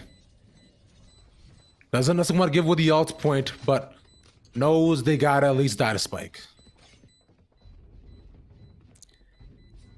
And again, that's just good discipline on Providence to take it very slowly, to take their time, and to make sure that they make the most effective choices possible, because now they are guaranteed yet another round win, and they saved a good chunk of change. A lot of times on these save rounds, you know, the attacking team or with the advantage will like to run in and just frag out and do what they can, and at the same time, they'll give a lot of trades away. But this time, they only lost one player in the crossfire, and that's only one rebuy they have to purchase going into the next round. Do you remember the game Crossfire as a kid? That board game? No, I don't remember that. Okay, never mind. That's okay then. Anyways, look now upon Myers Park. Swing around possibilities with no ultimates on either side. It's similar start to what we saw previously, but this time they put out the bird. A main, get no information. They are double stacking here. C though, so they know that with the garage giving up, it's a 4-person push in. Omen goes right in the sideline of Cash. If they actually stayed in that corner, it would have been fine. They give away 2 free kills and garage control. One around, dry peek in, hold my hand to take one. Providence down site. Yeah, that they are in a commanding way as well. Myers Park now having to operate in a 2v4 retake, and that Jet literally one hit at this moment. Even if a feather fell on them, they would be eliminated. But you can see both players from Myers Park in garage going to try and shift walk their way back through mid. And I don't even know if they're going to try to take this retake at this point. No, they know they're almost out of time, so a save would be the most optimal choice for themselves to execute the 2 guns and play for exits, which is where they're at currently. Waiting around for C to see if anybody does manage to peek their head out. First Myers Parks, you know, they keep most of the Spectres here once again, and they have the ego to buy up too, leaving themselves with only a 1-round deficit against Providence. We can go, guys. Let's do the A. Do the A. Do the A strat. Yeah. How's Vine actually gonna I don't really like A when they're on eco though, because it's just so many angles to clear. You're not wrong. We can go B. We can do a B and just rush up. You can just do 5-man C. I'm thinking 5-man C is the 5-man C. 5-man C is too risky on Marshall. Yeah. Just gotta go C. Let's go fast. Go fast. I'm stunning backside. Can I get bomb? They smoke this swing out. Stunning in 3, 2, 1. Stunning. Blinding. One's backside. Alarm bot. Backside. I think Jet dashed out. I'm blind. There's 2 backside. Here, backside. Pushing up garage. One's box. Front sight. Help me out. We have plus 9. Yeah, you're good. You're right. Both backside now. No, one front sight, one backside. 57. Astra has a good spot. Just chill. Yeah. 57 on Omen. Oh, they broke it. Suck. Wait. Nice. Woo! Yeah, you did good there. Yes, sir. Hey, Hans, you did good to live there.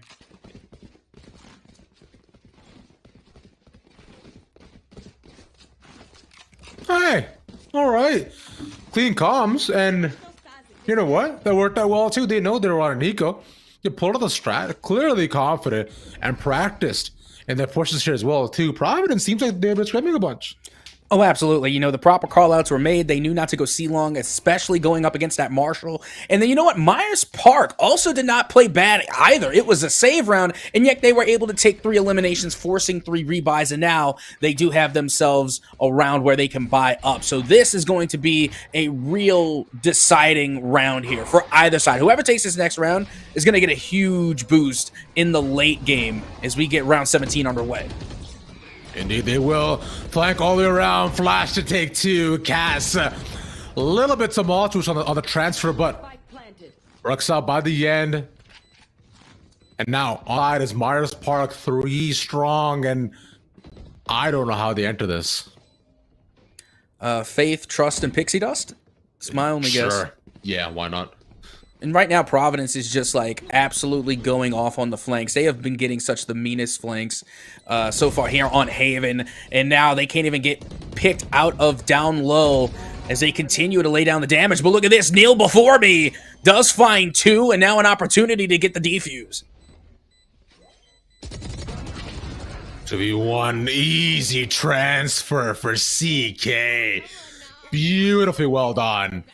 They'll right in front of him to take it all. Providence shake fear into the hearts of Myers Park. Now let's get ready to check back in with North Mac versus Butler, but that doesn't seem right. Those overlays. No, we've seen those already. That was like a 13-1. Something to that effect on Haven. We're on bind. Yeah, now this isn't Butler or North Mac. I think it's South Mac. Probably not, honestly, but yeah, it's Garinger versus High School, yeah. There we go. That seems about right as the spike continues to tick away. Here in round number 5, and a nice spray from Rogue will get the ace as well. Okay, Rogue starting things off well here on Bind. Bro had a Bucky. That's why he got the ace realistically, because that initial shot does not land, and if that is not a Bucky, then that's a clutch that they most definitely lose.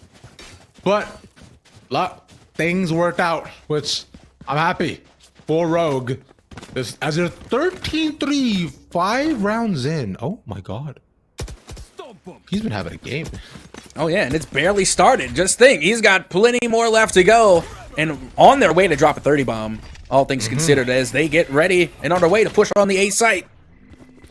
Never mind. No kills this time, but at least does Garinger know that they're on the ante and they're just aggressively pushing in, no flashes, dry walking. Just trading shots in between the 2 corners. Garinger are winning this all. Retro High School being pushed back so consistently is not a great sign. But do they overheat is a question. Yes, they do, but only give away 1. Yeah, now only 1 remains. It's the Brimstone coming from Virtual High School, and they're going to go into full retreat here and back all the way up. And now they no longer have Spike. As you can see, all 3 players from Garinger are going to be guarding the Spike, and they have judges. So I don't see the retake coming in unless they try and make a cheeky push. Still, though, Dad of Rogue is able to get 1 head click there. Can they find the other 2? He can orbital strike it if you possibly, but crossed it a little bit off, thinking he might have been up high. And Rishi to close things. I think the orbital strike there too might have been the possible play to really go for the clutch, but quite a selfish play if anything. And now Garinger, whole thing is back on an anti-eco. As we were saying, now it's Virtual High School who's got to save. Yeah, I don't blame them for holding on to that orbital strike. You know, you want to make sure that you're calming it up with your team to make sure that you use it effectively, and maybe even partner it with another ult. You know, again, maybe their team was just like, no, save it. You know, we could use it for, you know, such and such situation. So I have a feeling that, you know, the teammates there were also, you know, saying, you know, to probably hold on to that orbital strike. You did good.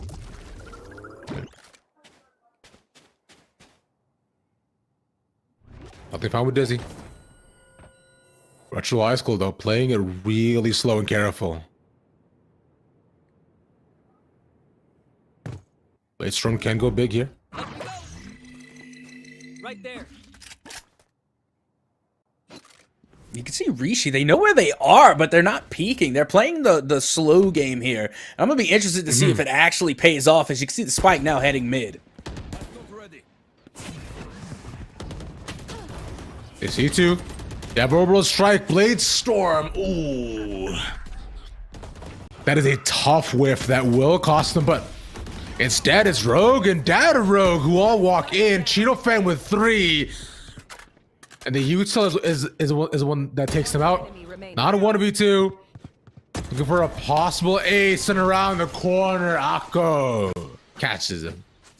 Yep, that they do, and that's going to be another round win for Garinger, but still a close round for Virtual High School. And it did seem like they were somewhat at a half bye, so now they should be coming into this next matchup on a full bye, which should give them a little bit of a better chance as we get ready to head into round 8. But Garinger still not going to give up on this comeback.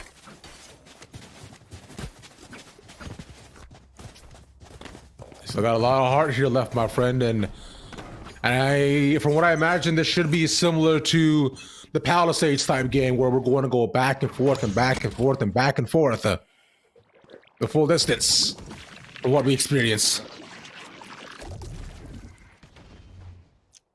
Shot early.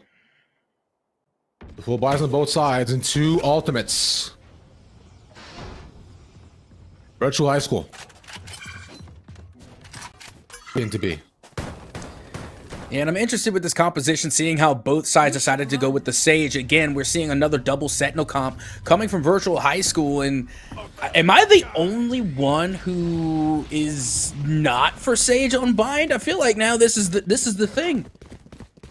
Sage isn't bad, right? But I feel like you're saying, if you can't really play Harbor, then Sage is the default go-to as she was previously.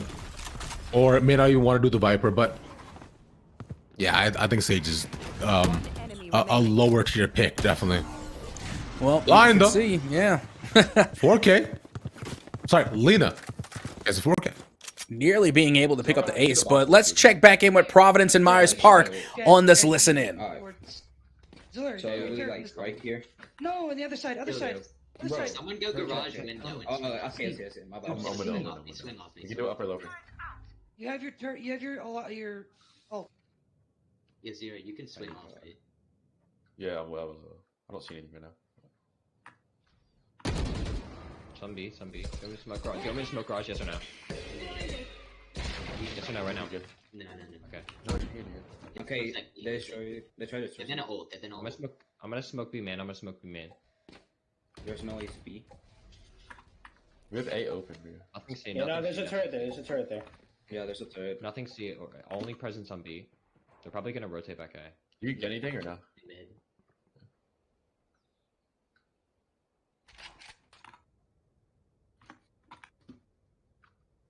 Yo, they could. Are you holding C1? They just ulted this right here. I'm coming. Just fall Yeah. off. Just get back. 5 retake. I'm gonna Yeah, smoke I'm the ult. usual angle. You have ult, yeah. Okay, I'm gonna smoke the usual angle. I think we KO ult. And KO. Hold on. I can blind graffiti. If someone wants to push it. I hear one short. I can use my ult. I'm gonna blind graffiti. Ready? 3, 2, 1, go. I'm flushing. Bro. Can you reset me? Right behind you. Kill that Astra. One sewers alert, sewers. No, he's lied. Last his ult. It's K. Oh wait, no. You know where it is?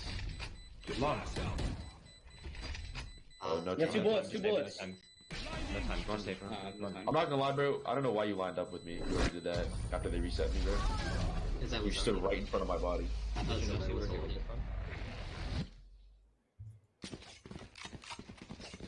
Ooh. Tough call there. A really close round, but ran out of time. That push needed to be a little bit faster once it wanted to go in. Especially as soon as that laptop expired, it needed to be a quick entry. Yeah, and I was feeling exactly what, the player from Providence was saying when, unfortunately the comms were a little misconstrued and then you had 2 players going for the same lineup and then you end up body blocking the other one. It's nothing to be, angry about. It happens all the time. It's just to feel bad whenever it does because you're getting body blocked and you can't get your shots out and then all of a sudden, you're lined up towards one another and you're both receiving damage. So again, just a unfortunate event of mismatched communication there.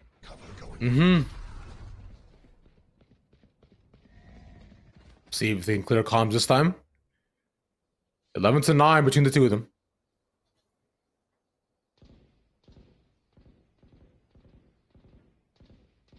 Playing on both sides of the wall. Yeah, this is just a lurky showdown right now. Who's going to lurk better? They are still in front of C long. Now, as they move in, slowly, carefully, KO's around the side, and catch the timing, shutting down the lurk. At least Providence was just 3 by the end of it. The Flash actually caught him and somebody else, but Hold My Hand does a good job of staying alive. And a flawless from Myers Park. Now, you see, as somewhat of a KO aficionado myself, I would say, yes, the underhand throw over towards the side does work well for the KO Flash. But with that being said, you can also long throw directly up into the sky above your head and still also pick up that double flash. You know, just for funsies. You know, again, that's also part of, you know, my mindset. Like, if I was in the shoes of that KO, that is what I would have been thinking, at least for that flash.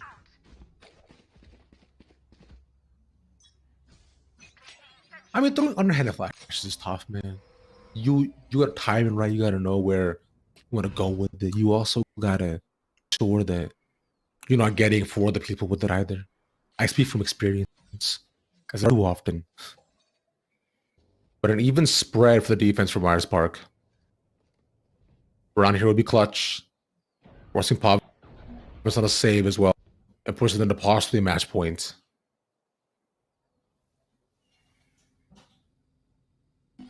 Just sort of by the entrance. We're seeing, it looks like we're going to see another slow push here from Providence.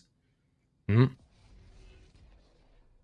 spoke off B, but Cass almost decided to make it through.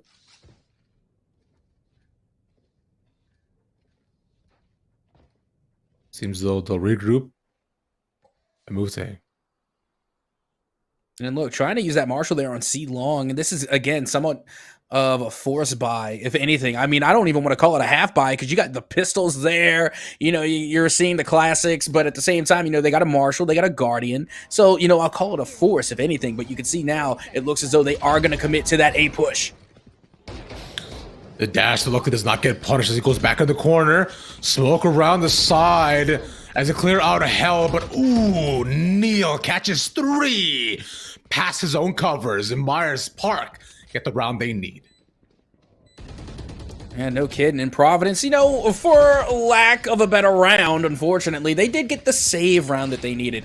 Even though they did somewhat go with, I don't know, a bargain bin buy, or as you call it, a potluck buy, they should have enough to go for the full buy round as they get ready to head into round 23. But let's take a look at some of these replays here from Dad of Rogue and Lena earlier on.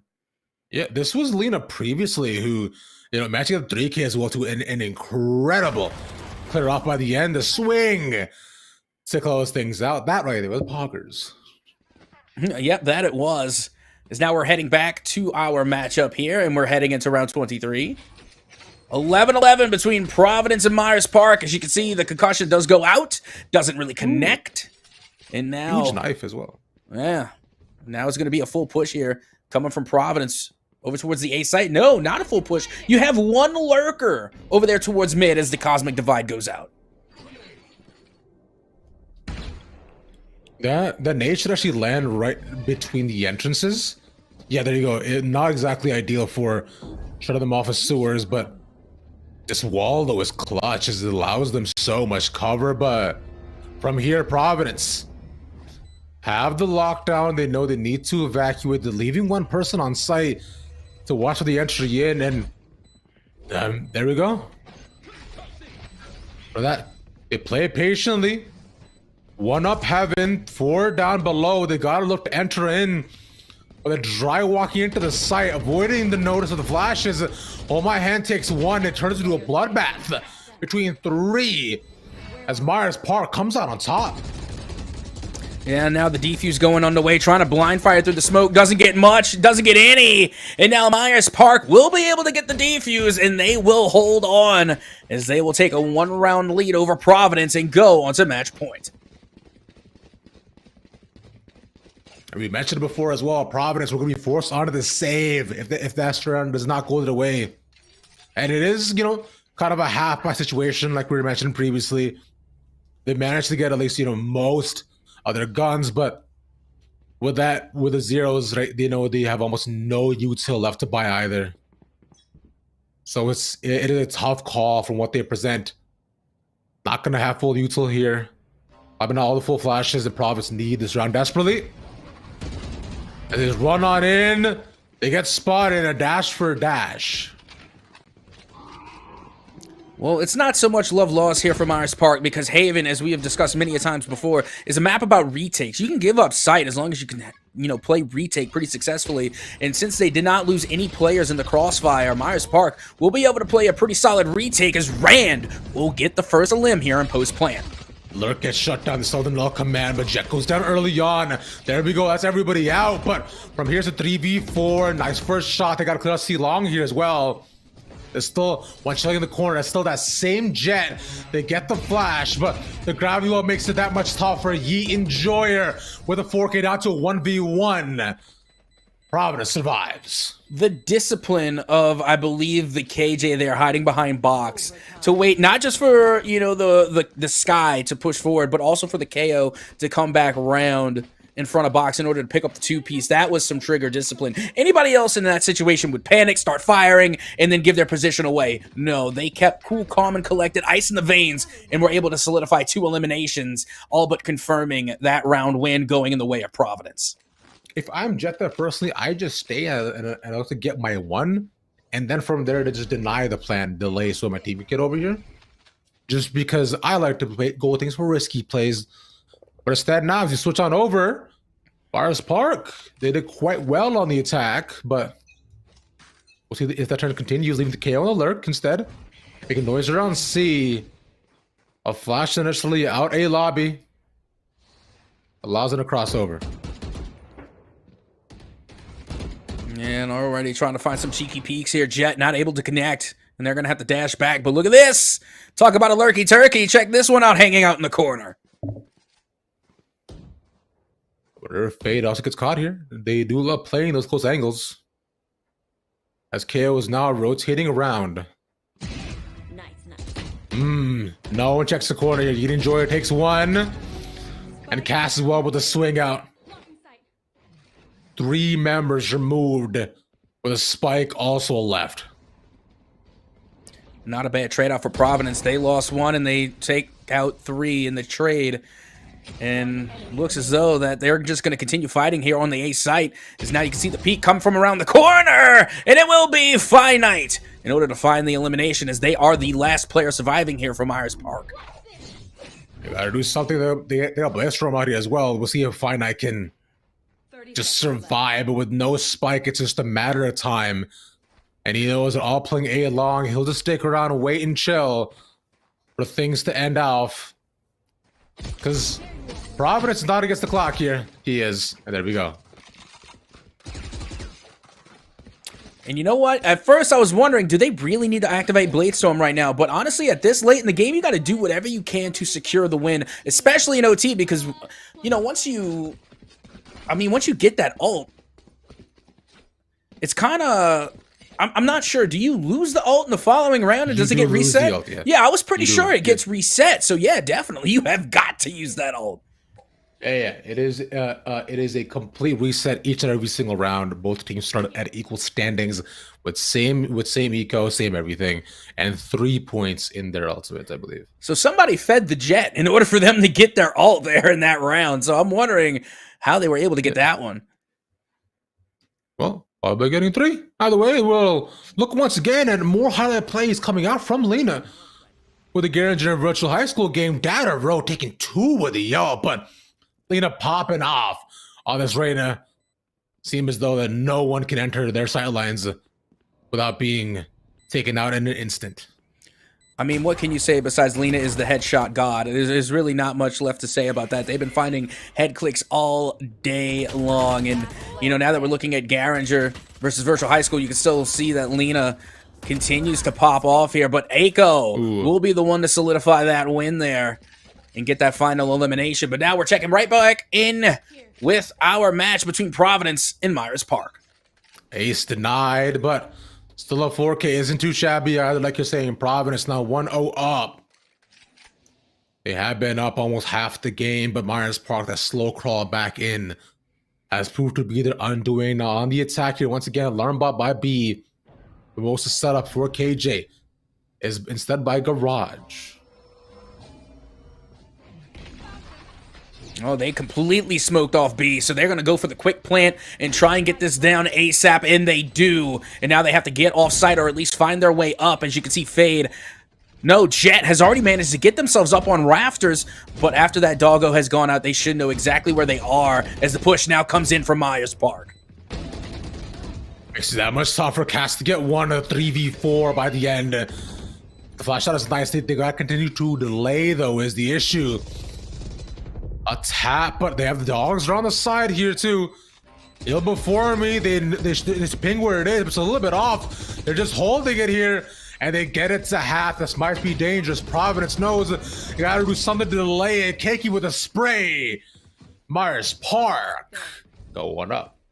Now, you see, we were talking to the boys and girls and non-binary folks at home of what you have to do, you know, when you're playing Valorant, and it's to check your home or check your corners. Another thing you got to do is you got to ping spike.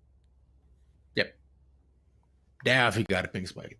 You got to know where that is. Because it makes things extra difficult. When you look at the clutch things, as you check out more from the Garinger Virtual High School game. You know, unfortunately taken out this time, but Rogue on the outside, taking 3. This game in itself to being a 2-round game, and Garinger will only be up by 1 after this.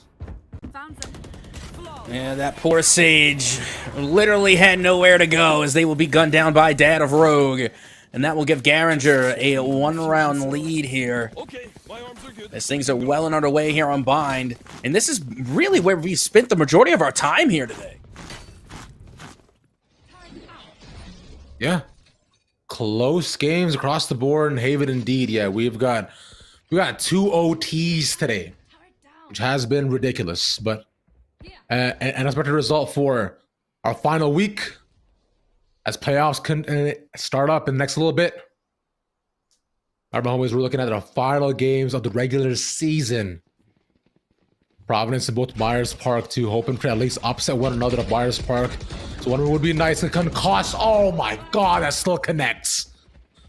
And Brizzo to remove 3 resets to the hard drive. With just Myers Park, can they clutch it?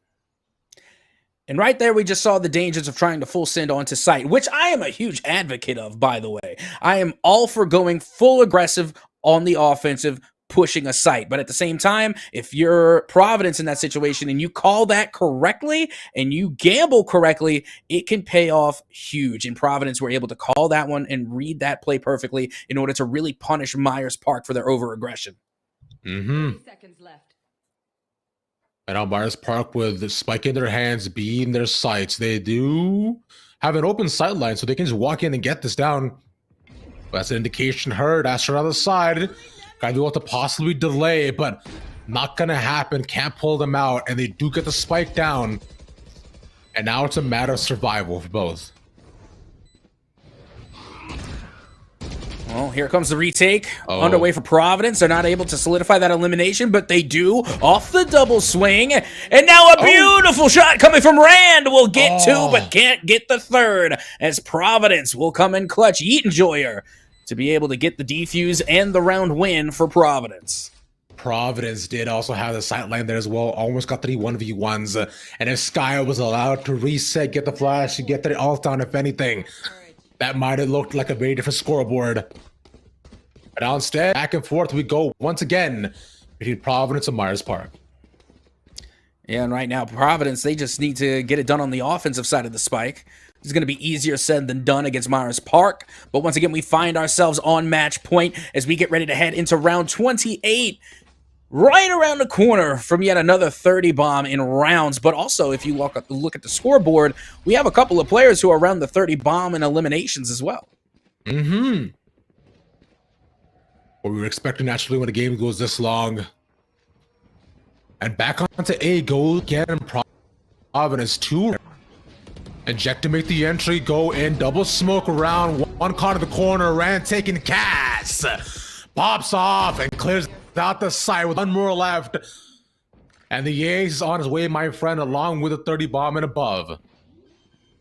Now, at this point in time, okay, you got this plant down, it's post-plant. You're in overtime, double, triple overtime. Do you let them ace? Never mind. The ace is no longer there. Activated the Blade Storm, tried to get the 5-piece, but gets gunned down by Omen in Heaven, and now an opportunity here to catch them lurking, but no, the shot is off. That is tough. But now they know where he's coming in from as well. Definitely heard that TP. Waiting on the corner, can possibly get sandwich, has no time, needs the defuse well, pulled off of it. And around the corner, we go for one. Find out what the next. All you gotta do is just swing, and there we go. You know, I'm sorry. Like, I do not count people out until it's over. But I really felt like for the Omen, it was over. And yet they still brought it back to a 1v1. Nearly being able to get that final head click and just barely miss the shot. That was as close could get. Like, honestly, you're going into double, triple OT. Omen barely misses that last headshot to only continue it. But no, it does end then and there as we head back to Bind to take a look and check up on Garinger versus Virtual High School. Indeed, 9 to 10, 3 rounds off approximately for both these sides. And Garinger is right now on the attack. No plausible way into sight just yet for them. They moved their efforts over to A, but the entire killjoy setup is there. Who can just play off? As soon as that Molly is activated. Oh, we'll make things that much tougher. Wingman looking to go for the plants. It puts up the nade, not gonna connect. Orbital strike, though, gets a bunch of damage. But nothing substantial. Yeah, and they didn't even stop Wingman from planting. The plant did go down, so Wingman did their job in the face of an orbital strike. And that is quite the feat there. As you can see, Jewel able to get one on Cheeto Fan there in Lamps. Virtual High School with the wall bag onto Rish. He was close. That Op would have taken it. But instead, it's Garinger to fall once more. Great retake for Virtual High School. As they're 2 rounds off. And now you can see Virtual High School just 1 round away from putting themselves onto match point, but Garinger still not out of this one yet. And take a look at this. On the Super Smash side of things, we have Pokemon Trainer versus Ness.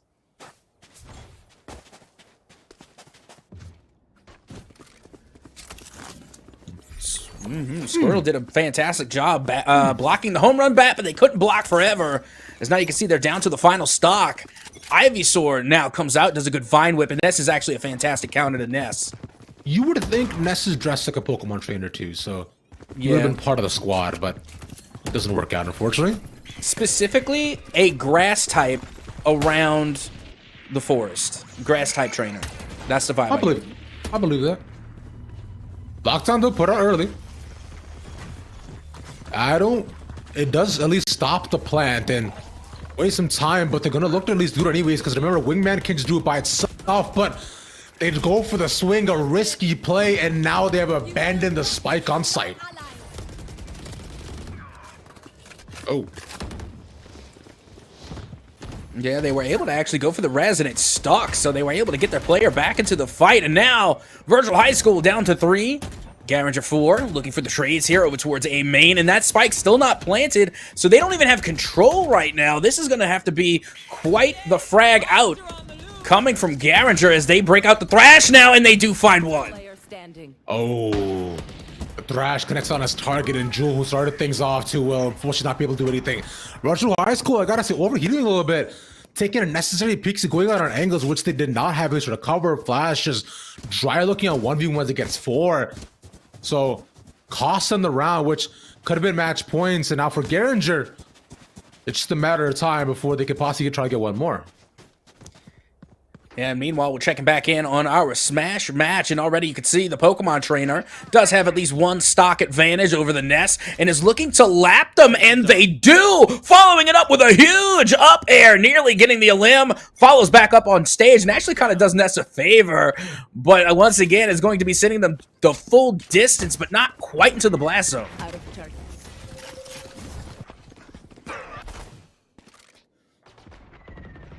Orbital Strike available for Garinger. The playoff site, post plant. But once again, the plant needs to be the most important part, which is something that they've had the most struggle with. Wingman strategy has worked out once, but no big ultimates on the side of Virtual High School. Does Rogue peek this too? Sees one? Yep, forcing him to drop down. amazing to see that, you know, they started off so heavy here on the A site, and yet no trades were made. There was not a single elimination. Both teams still holding strong here, as it looks like they're trying to go for somewhat of a bait and switch, a fake rotation, but no, they're going to stay here on A main. Ooh. A rough call by the end. Nice little concuss. The solo play from Rogue. And they drop the spike. Good man, should be enough, but he pops out another beautiful spike. I mean, slash, but cannot find the rest. He's caught in the corner. Can't just get wall bang. Rishi takes 3. An incredible feat. But does still have to plant. There's 10 seconds remaining. And they can just swing on him as soon as he does. There we go. Yeah, Red coming out of lamps there. Able to make short work of that Gecko. Clean shot right to the back of the head will do it. And now Virtual High School on match point.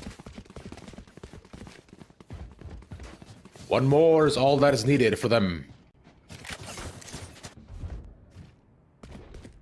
One more time. One more day. One day more. Or Garrett just sends it into another OT. 3 OTs today. Yeah, entirely possible. I wouldn't put it past him, man. By the way, do you know what I was quoting there? Do you know where it was from? No.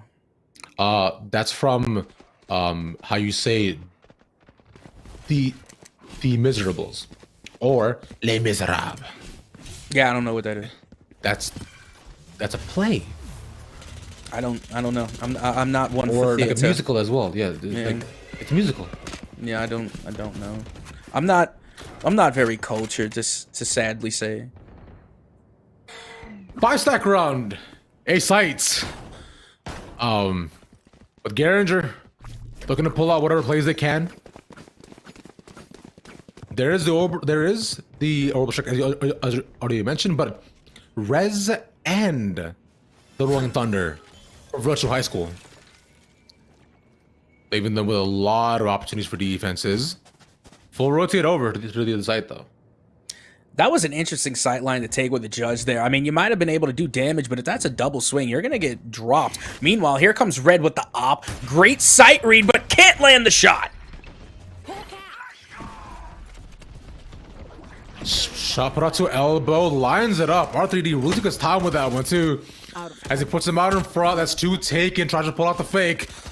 Lena now in. We've seen tons of how that plays before. Let's see what they have this time. That's 1. They got to do a bit more than that, though. Empress a 1 away as well, too.